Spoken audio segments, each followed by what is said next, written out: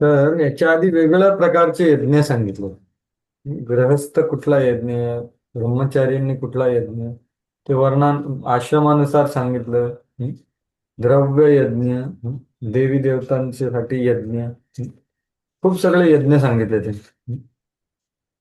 तर त्याच्यानंतर शेवटी काय सांगितलं किंवा जो माणूस यज्ञ करत नाही तो माणूस कधीही सुख प्राप्त करू शकतो. यज्ञ केल्याविना मनुष्य या लोकामध्ये किंवा या जीवनामध्ये कधीच सुख प्राप्त करू शकतो. त्याला सकाम असो व निष्काम असो त्याला यज्ञ तर करावाच लागेल. तर पुढील जीवनामधील काय सांगायचं, ह्या जीवनातच तो सुखी नाही राहू शकत. त्याच्यामुळे यज्ञ केला पाहिजे. 31व्या श्लोकामध्ये सांगितल्यानंतर 32व्या श्लोकामध्ये ते आता पुढे सांगताय की का तो माणूस सुखी राहू शकत नाही. कारण हे यज्ञ सगळे वेदांमध्ये भगवंताद्वारे सांगितलेले आहे. एवं बहुविधा यज्ञाः वितता ब्रह्मणो मुखे कर्मजान् विद्धितान् सर्वान् एवं ज्ञात्वा विमोक्ष्यसे. आत्माचं बरं भाषांतर करून. हे सर्व विधी प्रकारचे यज्ञ वेद समंत आहेत आणि ते सर्व विविध प्रकारच्या कर्मापासून उत्पन्न झालेले आहेत. याप्रमाणे त्यांना जाणल्यावर तू मुक्त होशील. हरे कृष्ण. हा. तर हे एवढे सगळ्या प्रकारचे वेगळ्या लोकांसाठी वेगळ्या इच्छांवाले वेगळ्या अधिकारवाले वेगळ्या वर्ण आश्रमवाले त्यांच्या सगळ्यांसाठी मी यज्ञ सांगितले. हे सगळे कुठे सांगितले, वितता ब्रह्मणोमुख. ब्रह्मण म्हणजे वेद आणि वेदही भगवंताच्या मुखातूनच येतात. तर हे भगवंतानीच सांगितलेले आहे. आणि कर्मजान म्हणजे काय, हे सगळ्या यज्ञान कर्म पासूनच केले जातात. म्हणजे हे कर्म कशाने कशाने केलं जातं, देहानी, मनानी आणि शब्दाने. की तू जाण की हे कर्मानी केलेले यज्ञ आहेत. कर्म कशा कशाने करता येतं आपल्याला, देहानी, मनानी आणि शब्दाने. तान सर्वान एवं ज्ञात्वा विमोक्षसे. जेव्हा तू हे जाणशील आणि त्याच्यामध्ये प्रगती करशील तेव्हा तुला मोक्ष प्राप्ती होणार, असं ते सांगतात. कारण काय, त्याला आत्मज्ञान होणार. आत्मज्ञान झाल्यानंतर परमात्म्याचं ज्ञान होणार आणि मग त्याला मोक्ष प्राप्ती. त्याच्यामुळे हे कर्म योग्य विचाराने योग्य ज्ञानाने करणं गरजेचं आहे. कारण हे यज्ञ, तेव्हाच तर यज्ञ होतं ना कर्म. नाहीतर मग कर्मबंधनात आपल्याला पाडत असत. तर तेच प्रभुपाद सांगतात की देहात्म बुद्धीमध्ये पूर्णपणे रत झाल्यामुळे या यज्ञाचे आयोजन अशा रीतीने करण्यात आले आहे की ज्याप्रमाणे मनुष्य आपले शरीर, मन किंवा बुद्धीद्वारे यज्ञ करू शकतो. कारण वेगवेगळ्या लोकांचा स्तर वेगवेगळा आहे ना. देहात्म बुद्धीमधले पण वेगळे लोक आहेत ना, त्यांच्यासाठी शरीर, मन. परंतु या सर्वांचा अंतिम उद्देश काय आहे, मोक्ष, विमोक्ष, शरीरातून मुक्त करणे हाच आहे. याला भगवंतानी स्वतः या ठिकाणी पुष्टी दिलेली आहे, असं ते सांग. आणि आता जे यज्ञ वेगळे सांगितले ना त्याच्यामध्ये ते तारतम्य सांगतात. श्रेयान् द्रव्यमयाद्यज्ञात् ज्ञानयज्ञः परन्तप सर्वः कर्माखिलं पार्थ ज्ञाने परिसमाप्यते. ऐका, वाचा.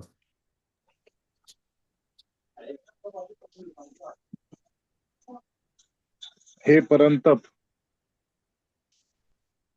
यज्ञापेक्षा ज्ञानयज्ञ श्रेष्ठ आहे. अंततः हे पार्था, सर्व कर्मयज्ञांचे पर्यवसान दिव्य ज्ञानामध्ये होते. हा. तर आता तारतम्य म्हणजे काय, कुठला श्रेष्ठ आहे कुठला कनिष्ठ आहे हे जाणायला पाहिजे. आता ज्याचा अधिकार आहे त्याच्यानुसार माणूस करू शकेल, पण तरीही त्याच्यामध्ये श्रेष्ठत्व सांगितले. तर श्रेयान द्रव्यमया यज्ञात ज्ञानयज्ञ परंत. म्हणजे द्रव्यमय यज्ञापासून ज्ञानमय यज्ञ जास्त श्रेष्ठ आहे. हे मर्दना अर्जुना, असं ते सांगतात. श्रेय म्हणजे काय, श्रेष्ठ. का, कारण सर्व यज्ञांची पर्यवसन कशामध्ये होते, ज्ञानामध्येच होते. सर्व कर्म अखिलम पार्थ ज्ञाने परम समाप्यते. तर द्रव्यमय यज्ञ म्हणजे काय? दान करणे, इंद्रियांचं संयमन करणे, प्राणायाम करणे, कुंभक रेचक वगैरे, ते सगळं झालं ना, देहापासून, मनापासून, प्राणापासून, किती सगळं झालं. हे द्रव्यमय यज्ञ झाले सगळे. त्याच्यापेक्षा कुठलं श्रेष्ठ आहे? ज्ञानमय यज्ञ. कारण काय? परिसमाप्यते म्हणजे जेव्हा त्यांचं फळ मिळतं तेव्हा त्यांना ती साधना सोडून द्यावी लागते. फले जाते साधना निवृत्ती दर्शन, म्हणजे त्यांची जी साधना आहे, दान किंवा हे सगळं द्रव्यमय यज्ञ, ते सगळं त्यांना सोडून, मग कारण फळाची प्राप्ती झाली, आत्मसाक्षात्कार झाला, मग त्याला काही कार्य करायची गरज नाही. असं तेच त्याच विश्लेषण करतात बरोबर. परिपूर्ण ज्ञानावस्थेची प्राप्ती करणे, त्यानंतर सांसारिक दुःखातून मुक्तता प्राप्त करणे आणि भगवंताच्या दिव्य प्रेममय सेवेमध्ये कृष्ण भावना रममाण होणे, हा वेदांचा उद्देश. तर हे पुढचे पण उद्देश प्रभुपादांनी दिले, की नुसता आत्मसाक्षात्काराचा फायदा नाही, भक्तिमय कार्य पण केलं पाहिजे. यज्ञकर्तेच्या तरीही या सर्व विविध यज्ञ कर्माविषयी एक रहस्य आहे. तर हे जे आहे ते रहस्य सांगतायत भगवंत, किंवा द्रव्यमय यज्ञापेक्षा ज्ञानमय यज्ञ महत्वाचं, आणि मनुष्याने हे रहस्य जाणणं आवश्यक आहे, नाहीतर तो काय कर्मामध्ये तो बंधनात पडत राहील. कारण द्रव्यमय यज्ञ करत राहिला तो तरी, जसं दानाचं उदाहरण दिलं, एखाद्याला नुसतं दान देत राहिला तो, पण त्याला त्याचं ज्ञान आलं नाही की मी दान का देतोय, कोणाला देतोय, त्याचा उपयोग काय, फक्त सांगितलं म्हणून करतो तो त्याच्यामध्ये. तेच पुढे सांगितलंय बघा, यज्ञकर्त्याच्या विशिष्ट श्रद्धेनुसार किंवा अधिकारानुसार यज्ञ कधी कधी विविध प्रकारची रूपे धारण करते. जेव्हा मनुष्याची श्रद्धा दिव्य ज्ञानाने युक्त होते, तेव्हा त्या यज्ञकर्त्याला अशा दिव्य ज्ञानाशिवाय केवळ द्रव्याचा यज्ञ करणाऱ्या कर्त्यापेक्षा अधिक प्रगत समजलेला. तर त्याला आत्म्याचा साक्षात्कार झाला, भगवंताचा साक्षात्कार झाला यज्ञ करून. जसं आपण मागच्या वेळी चर्चा केली, आपल्या कर्म करायचं पण भोक्तृत्व आणि कर्तृत्व सोडून, हे जेव्हा तो करणार तेव्हा त्याला आत्मा साक्षात्कार, भगवत साक्षात्कार होणार. तर ते जास्त श्रेष्ठ आहे. कारण ज्ञान प्राप्ती झाल्यावर यज्ञ भौतिक स्तरावर राहते आणि त्यापासून कोणतीही आध्यात्मिक लाभ प्राप्ती होणार नाही. जसं मी आता तुम्हाला सांगितलं, दानाचं त्याला व्यवस्थित कळलं नाही, नुसतं द्रव्य यज्ञ करत राहिलाच फळाची आसक्ती ठेवून, तर तो त्या द्रव्य यज्ञाने कधी तो भौतिक स्तरावरच राहील, आध्यात्मिक स्तरावर तो कधी पोचणार नाही. ज्ञान म्हणजे आध्यात्मिक आत्माचं आणि भगवंताचं ज्ञान. वास्तविक ज्ञानाची परिणिती दिव्य ज्ञानाच्या अच्युत स्तरामध्ये म्हणजे कृष्ण भावनेमध्ये होते. तर आणि हे वेगळे यज्ञ कसे, चेतनेतील भिन्नतेवरून कधी कधी यज्ञ कर्मांना कर्मकांड म्हटले जाते, काम कर्म, आणि कधी ज्ञानकांड असे म्हटले जाते. तर कर्मकांड, ज्ञानकांड हे सगळं वेदांमध्ये दिलेलं आहे. ज्या यज्ञाचा शेवट ज्ञान प्राप्तीमध्ये होतं तो अधिक श्रेष्ठ आहे. तर हे सगळं सांगितल्यानंतर आता अर्जुनाला काय सांगतायत की बाबा आत्म्याचं ज्ञान त्याला प्राप्त होणार, पण त्याच्याहून महत्वाचं ज्ञान कुठलं आहे? परमात्म्याचं, भगवंताचं ज्ञान. आणि ते ज्ञान तुला फक्त आणि फक्त भगवंताच्या भक्तांच्या संगतीमुळे, सत्संगामुळेच मिळू शकेल. एवढे सगळे यज्ञ सांगितले मी तुला, तर तुला कुठला करायचा आणि का करायचा, कसं? भगवंताचं आत्म्याचं ज्ञान नाही, भगवंताचं पण ज्ञान फार महत्वाचं आहे. परमात्म्याचं, भगवंताचं सेवन, ते ज्ञान प्राप्त करण्यासाठी साधू संग अनिवार्य आहे. ते पुढच्या महत्वाच्या श्लोकामध्ये सांगतात. जो श्लोक तुम्ही ऐकला असेल पण त्याचा संदर्भ आता तुम्हाला कळतो. तद्विद्धी प्रणिपातेन परिप्रश्नेन सेवया उपदेक्ष्यन्ति ते ज्ञानम ज्ञानिनस्तत्त्वदर्शिनः. हरे कृष्णा. हा वाचा वाचा. आध्यात्मिक गुरुकडे जाऊन तत्व जाणण्याचा प्रयत्न कर. नम्रपणे त्यांना प्रश्न विचार आणि त्यांची सेवा कर. आत्मसाक्षात्कारी व्यक्ती तुला ज्ञान प्राप्त करू शकतात, कारण त्यांनी तत्व जाणलेले असते. हरे कृष्ण. हरे कृष्ण. तर आधीच्या चर्चेमध्ये प्रश्न उत्तरांमध्ये आणि प्रभुपादांच्या तात्पर्यांमध्ये आपण बघितलं, पुन्हा पुन्हा प्रभुपाद सांगतात की आपल्याला जेव्हा हा निष्काम कर्मयोग किंवा बुद्धियोग करायचा आहे किंवा भक्तियोग करताना आपल्याला वेगळा आपल्या उपजीविकेमध्ये लागायचं आहे, तर ते कसं करावं, कुठल्या चेतनेने करावं, कुठलं करावं, कुठलं नाही करावं, त्याच्यासाठी महत्वाची गोष्ट आहे योग्य प्रामाणिक परंपरेमधलं मार्गदर्शन. याची आपण चर्चा केली, पण त्याचं महत्व आत्ता या श्लोकात भगवंत स्वतः सांगतात. प्रभुपाद तात्पर्यात सांगत होते, आता भगवंत डायरेक्ट श्लोकातच सांगतात की मार्गदर्शन गुरुचं हे खूप महत्वाचं आहे आणि ते आपल्याला भगवंताबद्दलचं ज्ञान सांगतात. तर इथे काय केलंय, तद्विद्धी. तद्विद्धी म्हणजे हे सगळं तू जाण, म्हणजे काय, आत्म्याला आणि परमात्म्याला जाण. तद्विद्धी. विद्धी, आता परत मी तुम्हाला म्हंटल, विद्धी हा शब्द आला म्हणजे काय, जे सांगतायत ते एवढं सोपं नाही, जाणायचा प्रयत्न कर. तर पहिलंच वाक्य तुम्ही बघा प्रभुपादांच्या तात्पर्याचं काय, आध्यात्मिक साक्षात्काराचा मार्ग निःसंशय कठीण आहे. म्हणूनच भगवंत आपल्याला त्याच्यापासून प्रारंभ होणाऱ्या गुरु शिष्य परंपरेतील प्रामाणिक आध्यात्मिक गुरूंना शरण जाण्याचा सल्ला देतात. तर परंपरेचं महत्व त्यांनी सुरुवातीला सांगितलं आणि आता त्या परंपरेचं संपर्क आणि संबंध कसा करायचा आणि का करणं अनिवार्य आहे ते आता सांगणं. कारण हा साक्षात्काराचा मार्ग, भक्तीचा मार्ग सोपा म्हणतात, पण सोपा तर आहेच, पण जेव्हा आपण मार्गदर्शनाखाली गुरु साधू शास्त्रानुसार कार्य करतो, म्हणून इथे काय निःसंशय कठीण आहे असं म्हणतात. असं म्हणतात की काय, हा कसा एक ब्लेड असताना त्याच्यावर चालण्यासारखा मार्ग आहे. जर का आपलं काही थोडस चूक झाली तर लगेच कटणार. शूरस्य धारा निशिता दिवत्तया योगम पतस्तस कवयो वदंती, असं श्लोक आहे की हा जो आध्यात्मिक साक्षात्काराचा मार्ग आहे, भगवत साक्षात्काराचा मार्ग आहे, तो कठीण आहे आणि तो एका चाकूवर चालण्यासारखा आहे. म्हणून जाणण्याचा प्रयत्न कर. तद्विद्धी. ठीक आहे बा, कसा करू मी, प्रणिपात कर पाहिजे. प्रणिपात म्हणजे काय, शरणागत हो, दंडवत कर हृदयपूर्वक.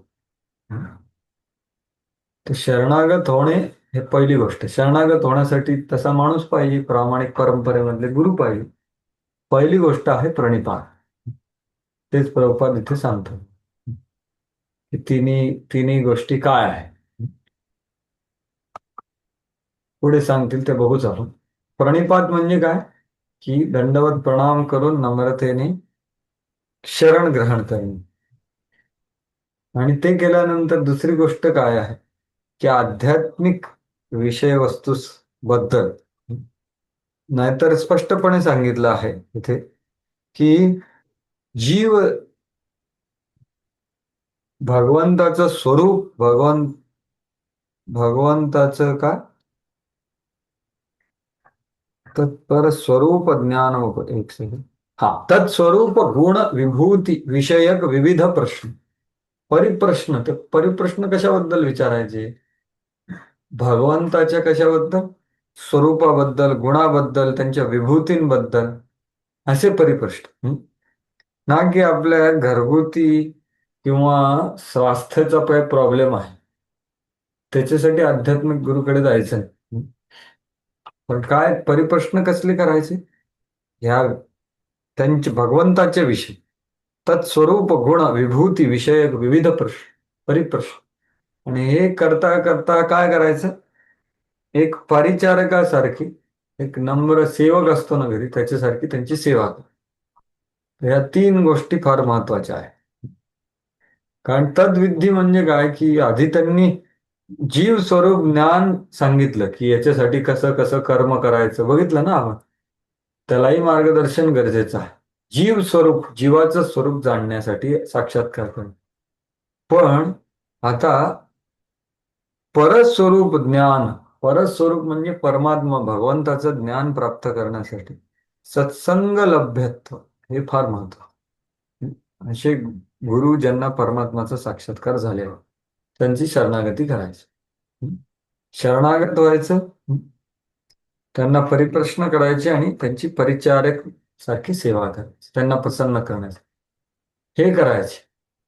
अरे पण अर्जुन म्हणेल की नाही, हे सगळे लोक तर खूप उच्च स्तरावर असतात, ते उदासीन असतात ना भौतिक जगतास, पूर्ण भगवत साक्षात्कार झालेला आहे त्यांना.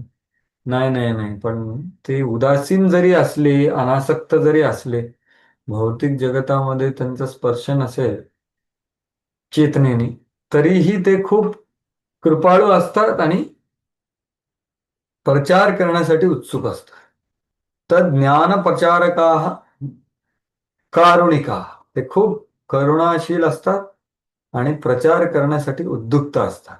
कसला प्रचार? भगवंताच्या आत्मा आणि परमात्मा आणि त्यांचा संबंध आणि त्याचा आनंद संत, ते प्रचार करण्यासाठी ते खूप उत्सुक असतात. पण ते कधी तुला बघतील? उपदेक्षंती. म्हणजे ते बघतील एखाद्या जो विद्यार्थी आहे किंवा शिष्य व्हायची इच्छा आहे, त्याचे शिष्य आहे, तो किती जिज्ञासू आहे. त्या जिज्ञेसेनुसार त्याची नम्रता प्रकट होणार, त्याची शरणागती, परिप्रश्न आणि सेवे हे बघून तद आलक्ष उपदीक्षंती, ते प्रभुपाद म्हणतात दीक्षा देतील आणि काय करतील? तुला तत्व दाखवतील, कारण त्यांनी स्वतःने तत्व बघितले.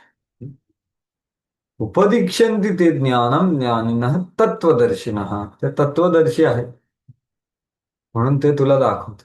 पण तुझी नम्रता, जिज्ञासुता, प्रामाणिकता, शरणागती हे सगळं बघून ते त्यांना त्यांना सगळे एक्सरे विजन असते. आपण त्यांना काही असं म्हणतो ना, आपण नाटक काही करू शकत नाही. त्यांना नुसतं बघून कळतं असे उच्च स्तराचे लोक की कोण प्रामाणिक आहे कोण नाही. त्यांना आपण हे करू शकत नाही, चिटिंग.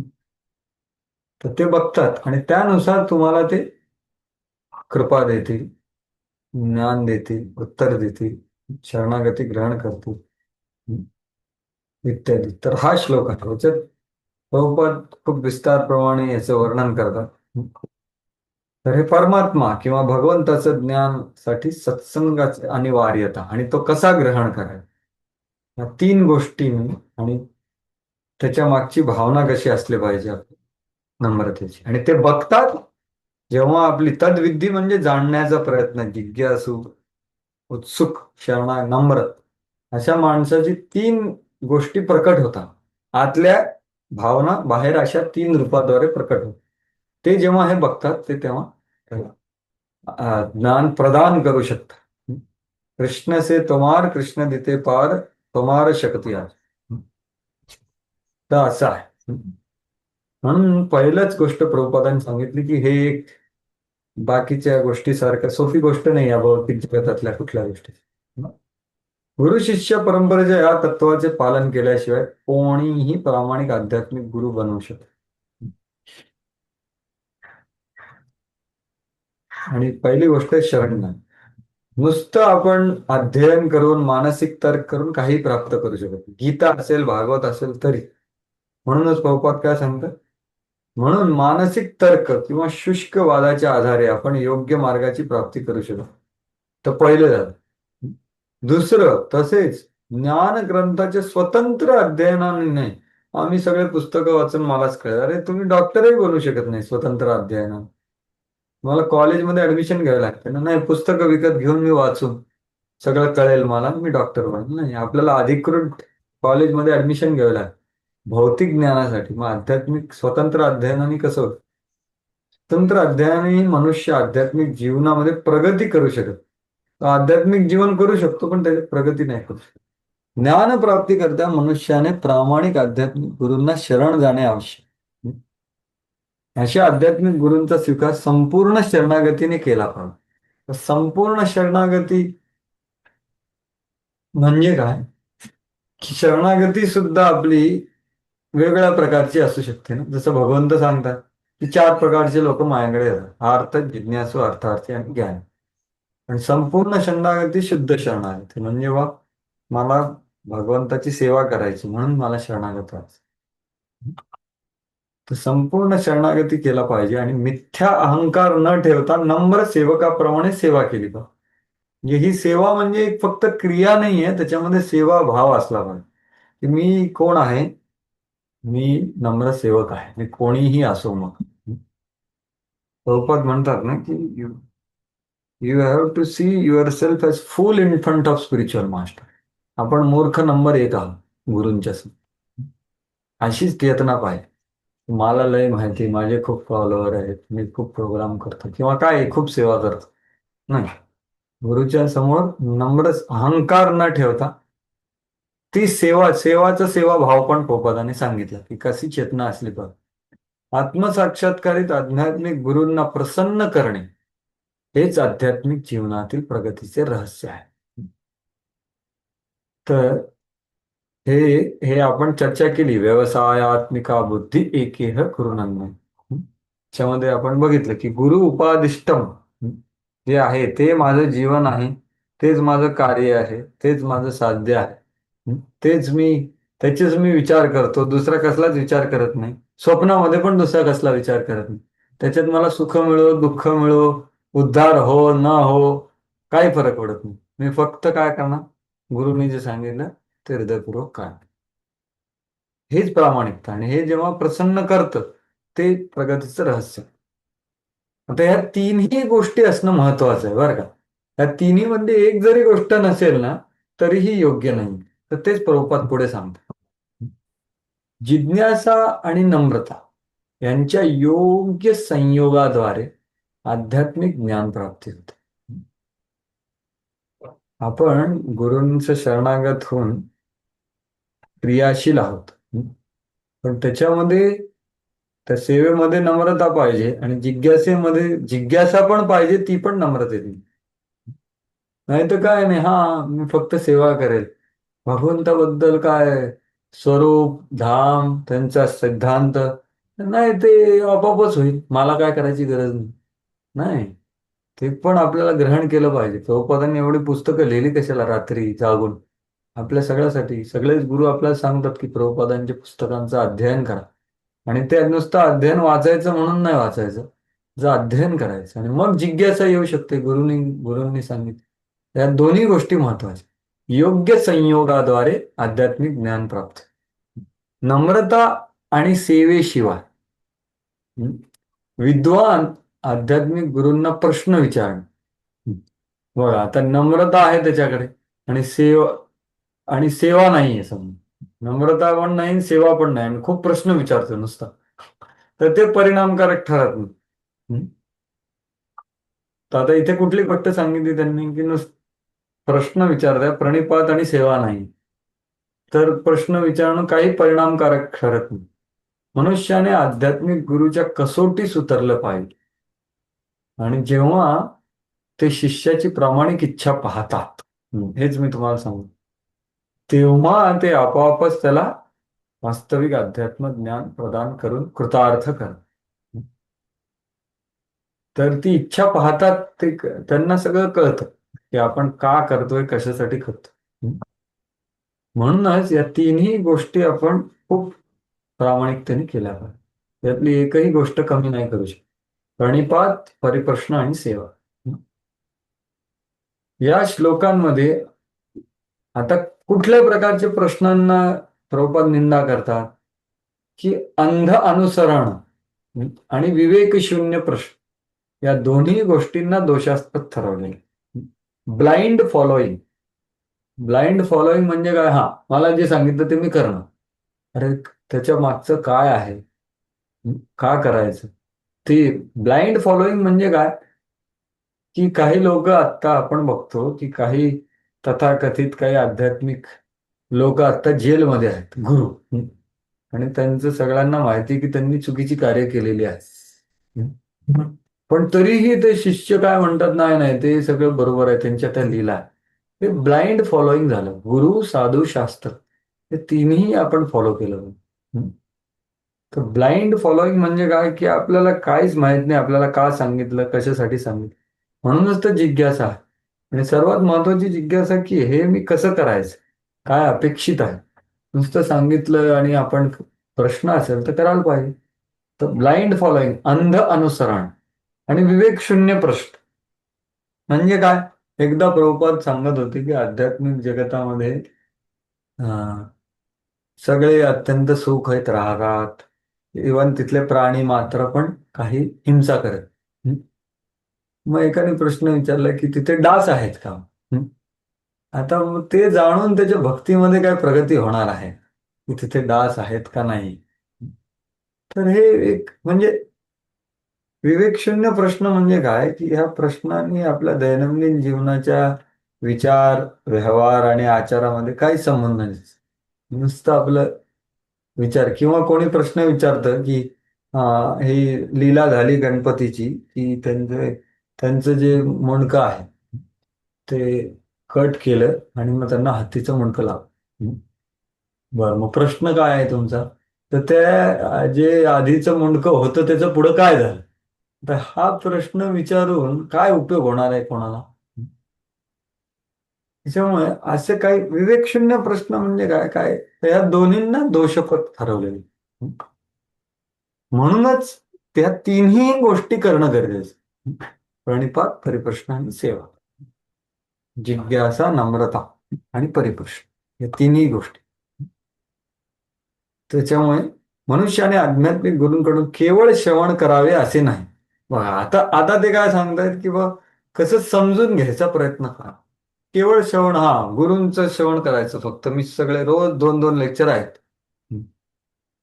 त्या पुढे काय म्हणतात प्रभुपाद बघा, मनुष्याने आध्यात्मिक गुरुकडून केवळ श्रवण करावे असं नाही, तर त्याने नम्रता, सेवा आणि प्रश्नाद्वारे आध्यात्मिक गुरुकडून ज्ञानबोध करून घेतला. म्हणजे जे त्याला सांगितलं जातं त्याचा बोध करून घ्यायला पाहिजे तुम्ही. नुसतं म्हणजे बेसिकली पाठ टाकायचं, आपण काही सांगितलं ते फक्त करायचं म्हणून करायचं असं नाही. ते सांगतात प्रभू. म्हणजे one must get a clear understanding from him in submission and in service and enquiries. हे खरं इंग्रजीमध्ये आहे. किंवा त्याला स्पष्टता आली पाहिजे की मी काय करतोय. म्हणूनच प्रभुपाद दुसरीकडे सांगतात, हे आदी लिलेचा 1.60वा श्लोक आहे, की भक्तीमध्ये प्रगती त्याचं हे काय आहे, काय लक्षण. दोन प्रभुपाद सांगतात, 2 किंवा 3 लक्षणं सांग. पहिलं लक्षण आहे की जी आपला विधी आहे शुद्ध भक्तीचा तो स्पष्ट होत, की हा विधी आहे, असा करायचा आहे आणि मी ते करायचा. जाणल्यानंतर, विश्वास आल्यानंतर प्रयत्न तर करणार ना. तर तो विधी स्पष्ट होतो आणि ते केल्यामुळे त्याला तो विधी करताना काय प्राप्त होते, एक एनकरेजमेंट, त्याला काय म्हणता येईल, प्रोत्साहन. प्रोत्साहन मिळतं. ह्या 2 गोष्टी प्रभुपाद सांग. इंग्रजीमध्ये मी दाखवतो, खूप सुंदर तात्पर्य आहे प्रभुपादांचं. चैतन्य चरितामृत आदी लीला 1.60. कोणाकडे मराठीमध्ये असेल आता तर ते मराठीमध्ये वाचू शकतात, नाही तर मी सांगतो तुम्हाला. हॅलो, सत्संगाचा विचार चालू आहे ना. हरे कृष्ण. किती सीसीचं किती किती पाठ आदी लीला, आदी लीला पहिला पहिला का? एक मिनिट. पहिल्याच अध्यायातला 60वा श्लोक, त्याचं तात्पर्य. हा श्लोक आहे ना, हे पूर्ण भागवताचं सार आहे. सताम प्रसंगात मम वीर्य संविदो वंत कर्ण रसायन कथा तद्दूषणाताशु अपवर्गवर्तनी श्रद्धा रतीर भक्तीर अनुक्रमिश. की कसं आपण भक्तीमध्ये प्रगती करतो वेगळ्या स्तरापासून. आदव, श्रद्धा, साधू संग, भजन क्रिया. कसं शुद्ध भक्तांच्या संघांमध्ये, संघ म्हणजे काय, त्यांच्यामध्ये हृदयापासून आपण त्यांच्याकडून कथा आहेत, असा हा श्लोक आहे. त्या तात्पर्यात प्रभुपाद सांगतात. मिळालं का प्रभू तुम्हाला? हो, वाचू का प्रभूजी? हा, तर तुम्ही तात्पर्य वाचता का? मी भाषांतर केलं ऑलरेडी. ते कपिल मुनींच्या ह्याच्यातलं आहे, 3:25-25. हे वाचा. म्हणजे मराठीमध्ये पहिल्या 2-3 हा लाईन श्लोक वाचतो. श्रीमद भागवतातून हा श्लोक श्रीमद भागवतातून येथे घेण्यात आला आहे. माता देवहूतीने भक्तियोगाविषयी विचारलेल्या प्रश्नांचे उत्तर देताना कपिल देवांनी हा श्लोक उच्चारला आहे. श्रीमद भागवतात 3.25 साधकाची भक्तिमय कार्यामध्ये जसजशी प्रगती होत जाते तसतशी ही प्रक्रिया अधिकाधिक स्पष्ट आणि अतिशय उत्साहवर्धक होत जाते. आध्यात्मिक गुरुच्या आदेश पालनातून असे आध्यात्मिक प्रोत्साहन मिळाल्याविना प्रगती करणे कदापि शक्य होत नाही. अशा उपदेशांचे पालन करण्यातील आपली अधिकाधिक आवड हीच भक्तिमय सेवेतील प्रगतीची परीक्षा आहे. बरोबर. थांबा प्रथमतः जरा, एक मिनिट. हा, थांबा. बघा, प्रगतीमधली परीक्षा काय आहे की आध्यात्मिक गुरूंनी जे दिलेले आदेश आहेत त्याच्यामध्ये आपल्याला रुची निर्माण झाली, त्यांचं आचरण करायमध्ये. ती आहे आपली परीक्षा, की आपण पुढे चाललो की नाही चाललो. आपण हजारो गोष्टी करू, पण जर का आपल्याला गुरूंचा आदेश पालन करण्यामध्ये रुची नाहीये तर ते बरोबर नाही. कारण ती रुची आहे तर ते भगवान गुरूंच्या कृपेमुळेच. आणि कसं आपण जर भक्तीमध्ये पुढे चाललोय म्हणजे काय, की जी विधी आहे ती स्पष्ट होते आणि उत्साहवर्धक होते. तर हे पहिली गोष्ट तेच प्रभुपाद सांगतायत आता या तात्पर्यामध्ये. आपण बघितलं ना की ते गुरुकडून त्यांनी विधीचा व्यवस्थित समज घेतला पाहिजे. कशा घेतला पाहिजे? या 3 गोष्टींमध्ये, की त्याची विनीत भाव, त्याची सेवा आणि त्याची जिज्ञासा. तर त्याची विधी आहे ती स्पष्ट होईल आणि मग तो विधी करेल तर त्याला काय मिळेल? प्रोत्साहन मिळेल. आता हे प्रोत्साहन कुठून मिळेल? 10 लोक तुम्हाला येऊन 3 वेळा हरिबोल म्हणतील, ते तसं प्रोत्साहन चांगलं आहे. पण इथलं कुठलं प्रोत्साहन ते म्हणतायत की हे जे प्रोत्साहन आहे ते गुरुचे आदेश पालन करण्यामुळे मिळालं पाहिजे. कारण ते आध्यात्मिक प्रोत्साहन आहे, ते आतमधलं प्रोत्साहन. ते सोडून आपण प्रगती करू शकतो. म्हणूनच ते पुढचं आहे. आणि हे हे आहे परीक्षा किंवा लक्षण. आता पुढचं वाचतो. चे 2 वाक्य प्रथमतः सुपात्र आध्यात्मिक गुरुकडून भक्तीचे विज्ञान श्रवण करून आपण त्याविषयी विश्वास उत्पन्न करून घेतला पाहिजे. पुढे आपण अन्य भक्तांची संगत करू लागतो. आपल्या स्वतःच्या जीवनात आध्यात्मिक गुरूंनी प्रदान केलेल्या साधन मार्गाचे अनुसरण करण्याचा प्रयत्न करू लागतो आणि भक्ती सेवेचा निर्वाह केल्याने आपण आपल्या संशयाचे आणि अनर्थांचे निर्मूलन होत जाते. जसे आपण भगवत संदेशांचे श्रवण अखंड चालू ठेवतो तशी भगवंतांच्या दिव्य सेवेकरिता तीव्र लालसा निर्माण होते. अशा रीतीने आपण सातत्याने वेगाने प्रगती करीत गेलो तर स्वयंस्फूर्त भगवत प्रेमाच्या स्तरावर निश्चितपणे पोहोचू शकतो. हरे कृष्ण. बघा किती छान त्यांनी सांगितलंय. आत्ताचे जे तात्पर्य आहे भगवद्गीतेचं, त्या एका लाईनीत आहे. काय आहे? सुरुवातीला आपण विश्वास निर्माण केला पाहिजे. कसं? प्रामाणिक गुरुकडून भक्तीचं विज्ञान श्रवण करायचं आणि त्याच्यावर विश्वास आणायचा की हा, हे असं आहे, हे असं करायचं आहे आणि हे असंच करायचं. आणि तेव्हा मग तो कुठल्याही भक्तांच्या संघामध्ये असेल तर तो काय करेल? गुरुनी मला हे आदेश दिला तो मी करेल. त्यांनी त्याचे सगळं होऊन जातं. मग अनर्थ निवृत्ती, संशय निवृत्ती, आसक्ती, भाव, प्रेम सगळं प्राप्त होतं. तर हेच इथे सांगितलेलं आहे ह्या ज्या श्लोक. आणि ह्या अध्यायाचं नाव काय आहे? आध्यात्मिक गुरु. बघा तुम्ही टायटल वाचा. हे चैतन्य चरितामृतला पहिला अध्याय हाच आहे जो इथे आपण चर्चा करतो. की गुरुकडून ज्ञानबोध केला पाहिजे, हे फार महत्वाचं आहे. कशामुळे? या 3ही गोष्टी केल्या. 3ही गोष्टी गरजेच्या आहेत. त्याच्यातली एक गोष्ट सुद्धा आपण दुर्लक्ष करू शकत. शरणागती, सेवा आणि जिज्ञास, या 3ही गोष्टी गरजेच्या. किंवा नम्रता, सेवा आणि प्रश्न. म्हणून शिष्य जेव्हा नम्र आणि सेवा करण्यास सदैव तत्पर असतो तेव्हा ज्ञान आणि प्रश्नांचे आदान प्रदान यांचा पूर्ण मेळ जमतो. तर हा महत्वाचा श्लोक आहे. आता हे जर का आपण केलं तर आपल्याला काय प्राप्त होईल? ते पुढे सांगत आहे. यज्ञात्वा न पुनर्मोहम एवं यास्यसि पांडव येन भूतान्यशेषाणि द्रक्ष्यस्यात्मनो यथा मयी. हरे कृष्णा. वाच. आत्मसाक्षात्कारी जीवांकडून वास्तविक ज्ञानाची प्राप्ती झाल्यावर तू पुन्हा मोहित होणार नाहीस, कारण या ज्ञानाद्वारे तू पाहशील की सर्व प्राणी मात्र हे परमात्म्याचे अंश आहेत, अर्थात ते माझेच आहेत. हरे कृष्ण. तर बघा, आपण म्हणतो ना गुरुपूजेमध्ये गुरु आपल्याला काय प्रदान करतात? दान. कसलं दान देतात गुरु? काय म्हणतो आपण गुरुपूजेमध्ये? किंवा आपण प्रार्थना करतो, ओम अज्ञानतिमिरन्धस्य ज्ञानांजन शलाकाय चक्षुर उन्मिलितम येन तस्मै श्री गुरवे नमः. तर काय दान म्हणून प्राप्त करतो आपण त्या गुरुपूजेमध्ये? काय म्हणतो आपण? कोणीतरी सांगत होते. चक्षुदान दिलो जे. बरोबर. चक्षुदान म्हणजे काय? आपल्याला ते दिव्य दृष्टी प्रदान करते आणि दृष्टिकोन प्रदान करते. ह्या जगामध्ये आपण कसं बघायची, व्यक्ती, परिस्थिती, आपल्यामध्ये होणाऱ्या गोष्टी, आपल्या बाजूबाजूला होणाऱ्या गोष्टी, त्याचं आपल्याला दृष्टी प्रदान करतात. गुरूंचं सर्वात महत्वाची कृपा म्हणजे काय? की ते आपल्याला दृष्टी आणि दृष्टिकोन देतात ह्या जीवनात. त्याचाच अर्थ या श्लोकामध्ये सांगितलं.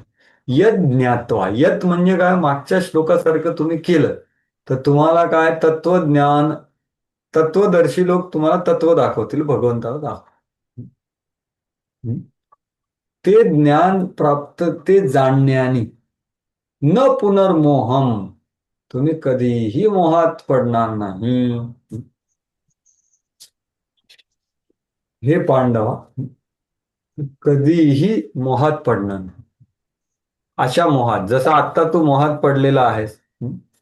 तुम्ही यांना, माझ्या सगळ्या नातेवाईकांना, गुरूंना कसं काय मारू?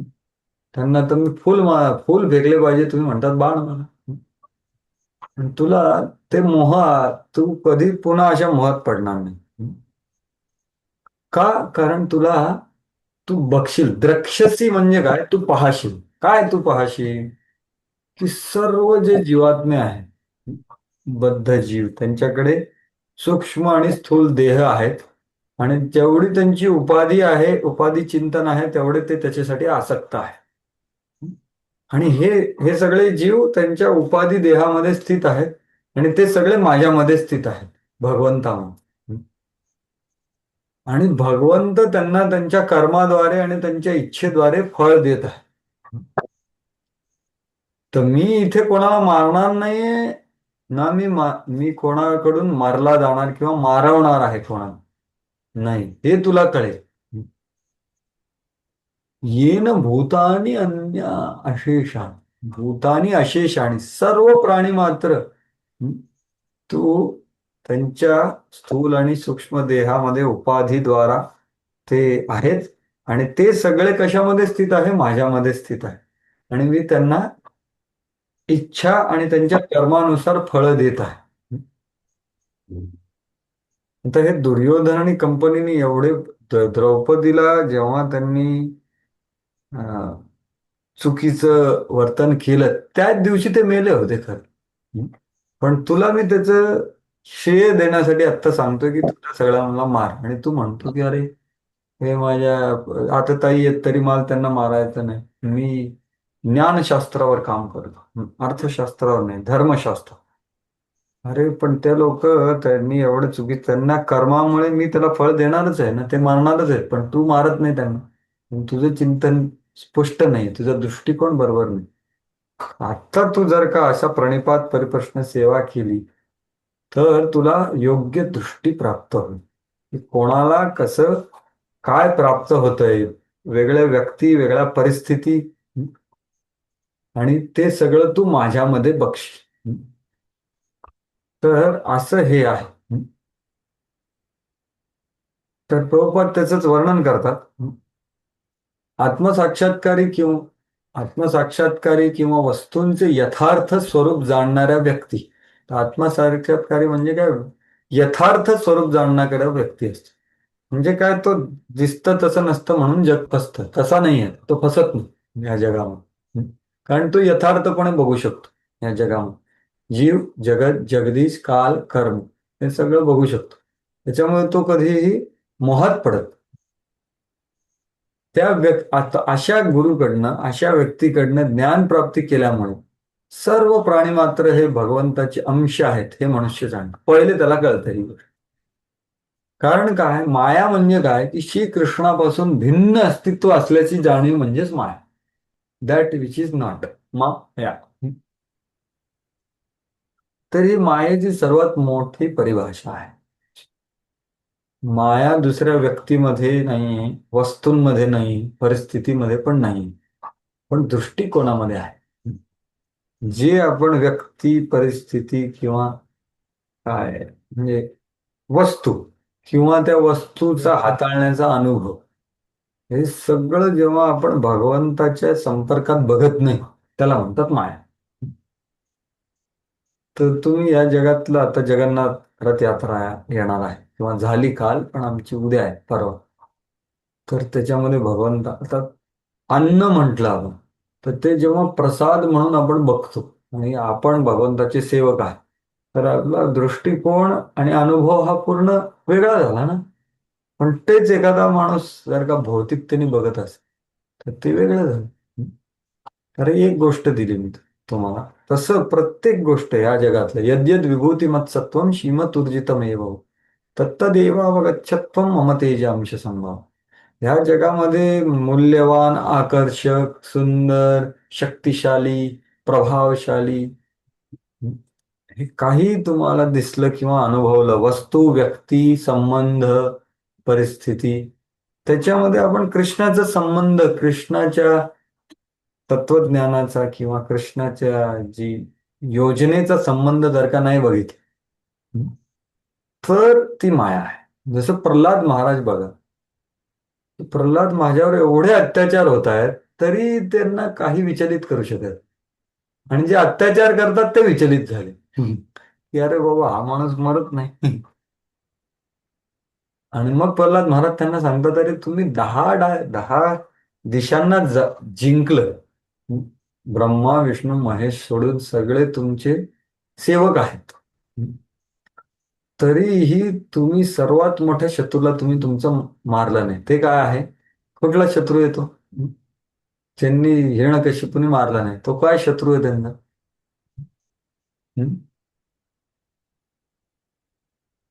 अहंकार.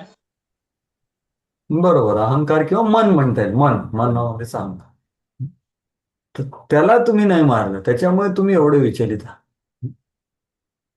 तर त्यांना पूर्ण दृष्टिकोन होता व्यवस्थित, त्यांना कधीही समस्या झाली. अर्थात ती चेतना खूप वरती आहे, पण आपल्याला तिथे पोचायचंय. सगळे शास्त्राचे तुम्ही उदाहरणं घ्या, शुद्ध बघता, ते कधीही, कारण काय, त्यांना सगळं भगवंताचे संपर्क, संबंध आणि हस्तक्षेपाने सगळं चालू आहे. मला कोणी अपमान केला किंवा मारलं, जसं विदुर आहे, विदुराला भर सभेमध्ये अपमानित केलं गेलं, त्यांच्या हृदयामध्ये दुःख झालं, मर्मापर्यंत ते बाण गेले होते असं वर्णन आहे भागवत. पण त्यांना कसं बघितलं, भगवंताचे संबंध. किंवा अरे दुर्योधन मायेच्या प्रभावामुळे त्याला विवेक बुद्धी नाही, पण मला विवेक बुद्धी आहे ना, तर त्याला भगवंताची माया शिक्षा देईल, मला प्रति हिंसा करायची गरज नाही. मी आता काय करतो, मी तीर्थयात्रेला जातो आणि भगवंताची कथा ऐकतो. असं विदुराने व्यवस्थित विचार केला. का? कारण त्यांनी भगवंताचा संबंध बघितला. तर हे खूप मोठी लाईन आहे. श्रीकृष्णाहून भिन्न अस्तित्व असल्याची जाणीव म्हणजे माया. आपलं अस्तित्व प्रत्येक दिवशी, प्रत्येक क्षणी, जेवढं आपण आता आपण सगळे भगवंताशी संबंधित झालेलो आहे, ऑलरेडी भक्ती करतो, जेवढं आपण शरणागत आहोत तेवढं भगवंत आपल्या आयुष्यामध्ये हस्तक्षेप करतात. प्रत्येक गोष्टीमध्ये, प्रत्येक परिस्थितीमध्ये, प्रत्येक व्यक्ती आपल्या समोर येतो. जेवढं ते आपण बघू तेवढं ते मायाने, जेवढं त्यांना विसरून आपण बघू आणि मग प्रतिहिंसा करू किंवा भोग करू किंवा पाप करू किंवा काही अनुचित कार्य करू किंवा काय म्हणतात त्याला निषिद्ध कार्य करू, कोणी बघत नाही मग, तर ते म्हणजे माया. तर हे खूप महत्वाचं वाक्य आहे. आणि ह्याच्यावर विश्वास आपल्याला गुरूंकडून कृपा झाल्यानंतर, त्यांचे ह्या 3 गोष्टी केल्यानंतरच आपला हळूहळू याच्यावर विश्वास येतो. तर त्याच्या उलट प्रभुपाद सांगतात, अरे आपल्या कृष्णाचे काहीच कर्तव्य नाही, हे ऐतिहासिक महापुरुष आहेत, ते निर्विशेष ब्रह्म हेच परमतत्व आहे. तर हे झाले निर्विशेषवादी किंवा मायावादी. त्यांना खूप लक्षावधी अवतार म्हणजे विविध केवळ विस्तारित रूपे आहेत, त्याचप्रमाणे जीवही त्यांचे अंश आहेत. मायावादी तत्वज्ञानांना चुकीचे वाटते की भगवान श्रीकृष्ण अनेक विस्तार रूपामध्ये ते आपले स्वतंत्र अस्तित्व गमावतात. म्हणजे काय की त्यांना काय असं वाटतं की एक कागद आहे ना, त्या कागदाचे 10 तुकडे केले तर तो जो कागद आहे तो नष्ट होतो ना. तर भगवंताचे एवढे अंश झाले, एवढे अवतार झाले, तर भगवंत कसे काय राहते, असं ते म्हणतात. त्यांना ते कळत नाही. हे विचार भौतिक विचार आहे. तेच प्रभुपाद इथे सांगतात. पण परमतत्व तसं नाही ना. परमतत्व मायावादी लोक जाणत नाहीत की परमतत्व म्हणजे 1 अधिक 1 बरोबर 1 आणि 1 उणे 1 म्हणजे 1. की त्याच्यामधून कितीही गोष्टी बाहेर आल्या, पूर्णात काय पूर्णस्य पूर्णमादाय पूर्णमेवावशिष्यते. म्हणजे त्याच्यामधून हजारो गोष्टी बाहेर आल्या तरी ते तेवढंच राहतं. परमाधामातील प्रत्येक गोष्टीचे स्वरूप हेच आहे. तर हे कळणे गरजेचं आहे. तर याचा विस्तार करून प्रभुपाद सांगतात पुढे, जीवामधले असणारा शारीरिक भेद. आता मी सांगितलं ना तुम्हाला, प्रत्येकाला एक स्थूल शरीर आहे आणि सूक्ष्म शरीर, आणि त्या माणसाचा स्वतःचा अहंकार उपाधी आहे, त्यानुसार तो कार्य करतो. आणि त्याला भगवंत आणि त्यांची प्रकृती त्याच्या कर्मानुसार त्याला फळ देतात आणि त्याच्या इच्छेच्या नुसार त्याला जे योग्य आहे ते देतात.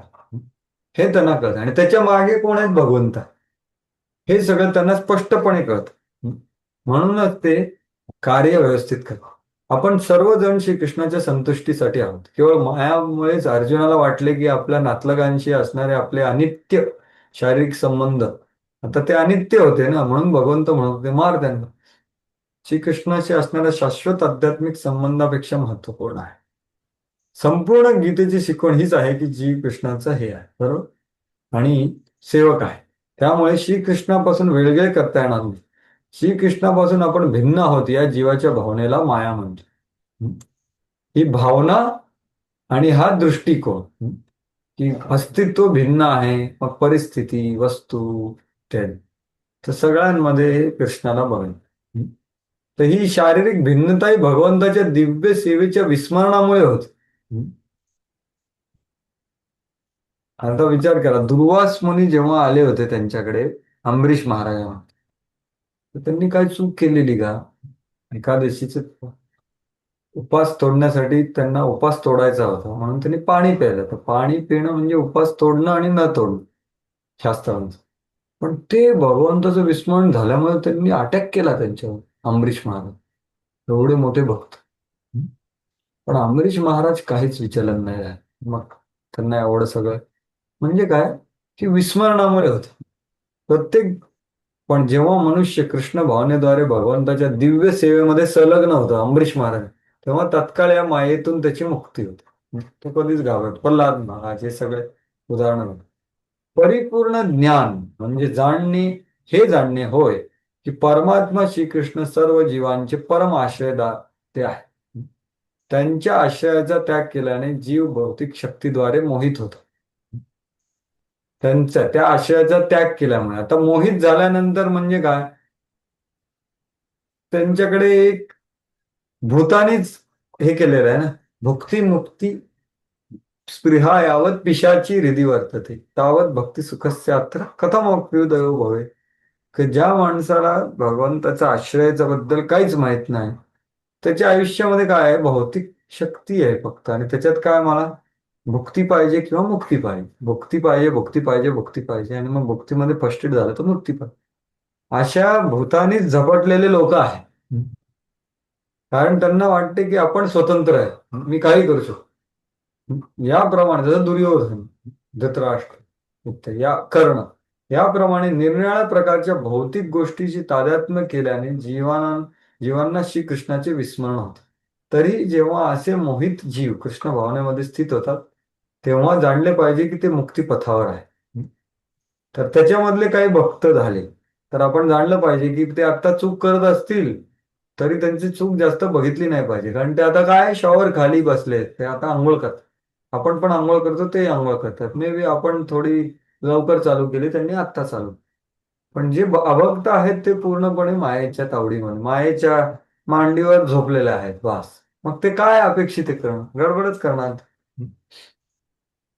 याला 2:6:6 म्हणे मुक्ती हित्वा अन्यथा रूपम स्वरूपेण व्यवस्थित. तर हा दृष्टी आणि दृष्टिकोन असा आपल्याला गुरूंकडून आणि गुरुजनांकडून म्हणजे जे त्यांच्याकडून प्राप्त होतो. आणि माया काय आहे, माया ही वस्तू व्यक्ती परिस्थितीमध्ये नाही, माया एक दृष्टिकोनामध्ये आहे. आणि तो अत्यंत काय म्हणता येईल आपल्याला, म्हणजे असा एकदम ब्रॉड नाहीये. ब्रॉडला काय, ब्रॉड ब्रॉड आणि नॅरो, त्याला काय म्हणता येईल मराठीमध्ये, म्हणजे त्याला पूर्ण दिसत नाही, असं ढापण लावून फक्त एवढंच दिसतं त्याला, देहात्म बुद्धी. पण जो माणूस गुरूंची जी परिपात परिप्रश्न सेवा करतो त्याची दृष्टी कशी होते, विस्तारमय होते, त्याला पूर्ण दिसतं तो माणूस काय, त्याचे स्थूल शरीरामध्ये आहे माया आहे, त्याच्यावरती भगवंत आहेत, ते भगवंत कर्म आणि इच्छेनुसार त्याला प्रेरित करत आहे, असं त्याला पूर्ण चित्र दिसतं. आणि तो भगवंताची सेवा करतो. त्याच्यामुळे तो कधीही मोहात पडत नाही बेसिकली. यज्ञ ज्ञात्वा न पुनर्न, म्हणूनच या तिन्ही गोष्टी करणं फार गरजेचं.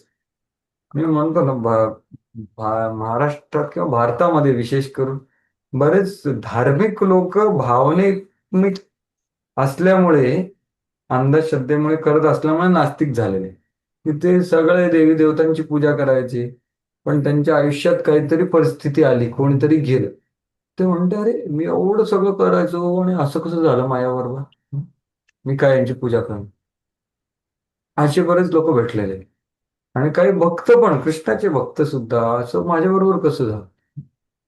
त्याच्यामुळे हा प्रश्न येणं येणं हे चुकीचं नाहीये, पण तेव्हा आपण गुरु साधू शास्त्राचा आश्रय घेतला पाहिजे.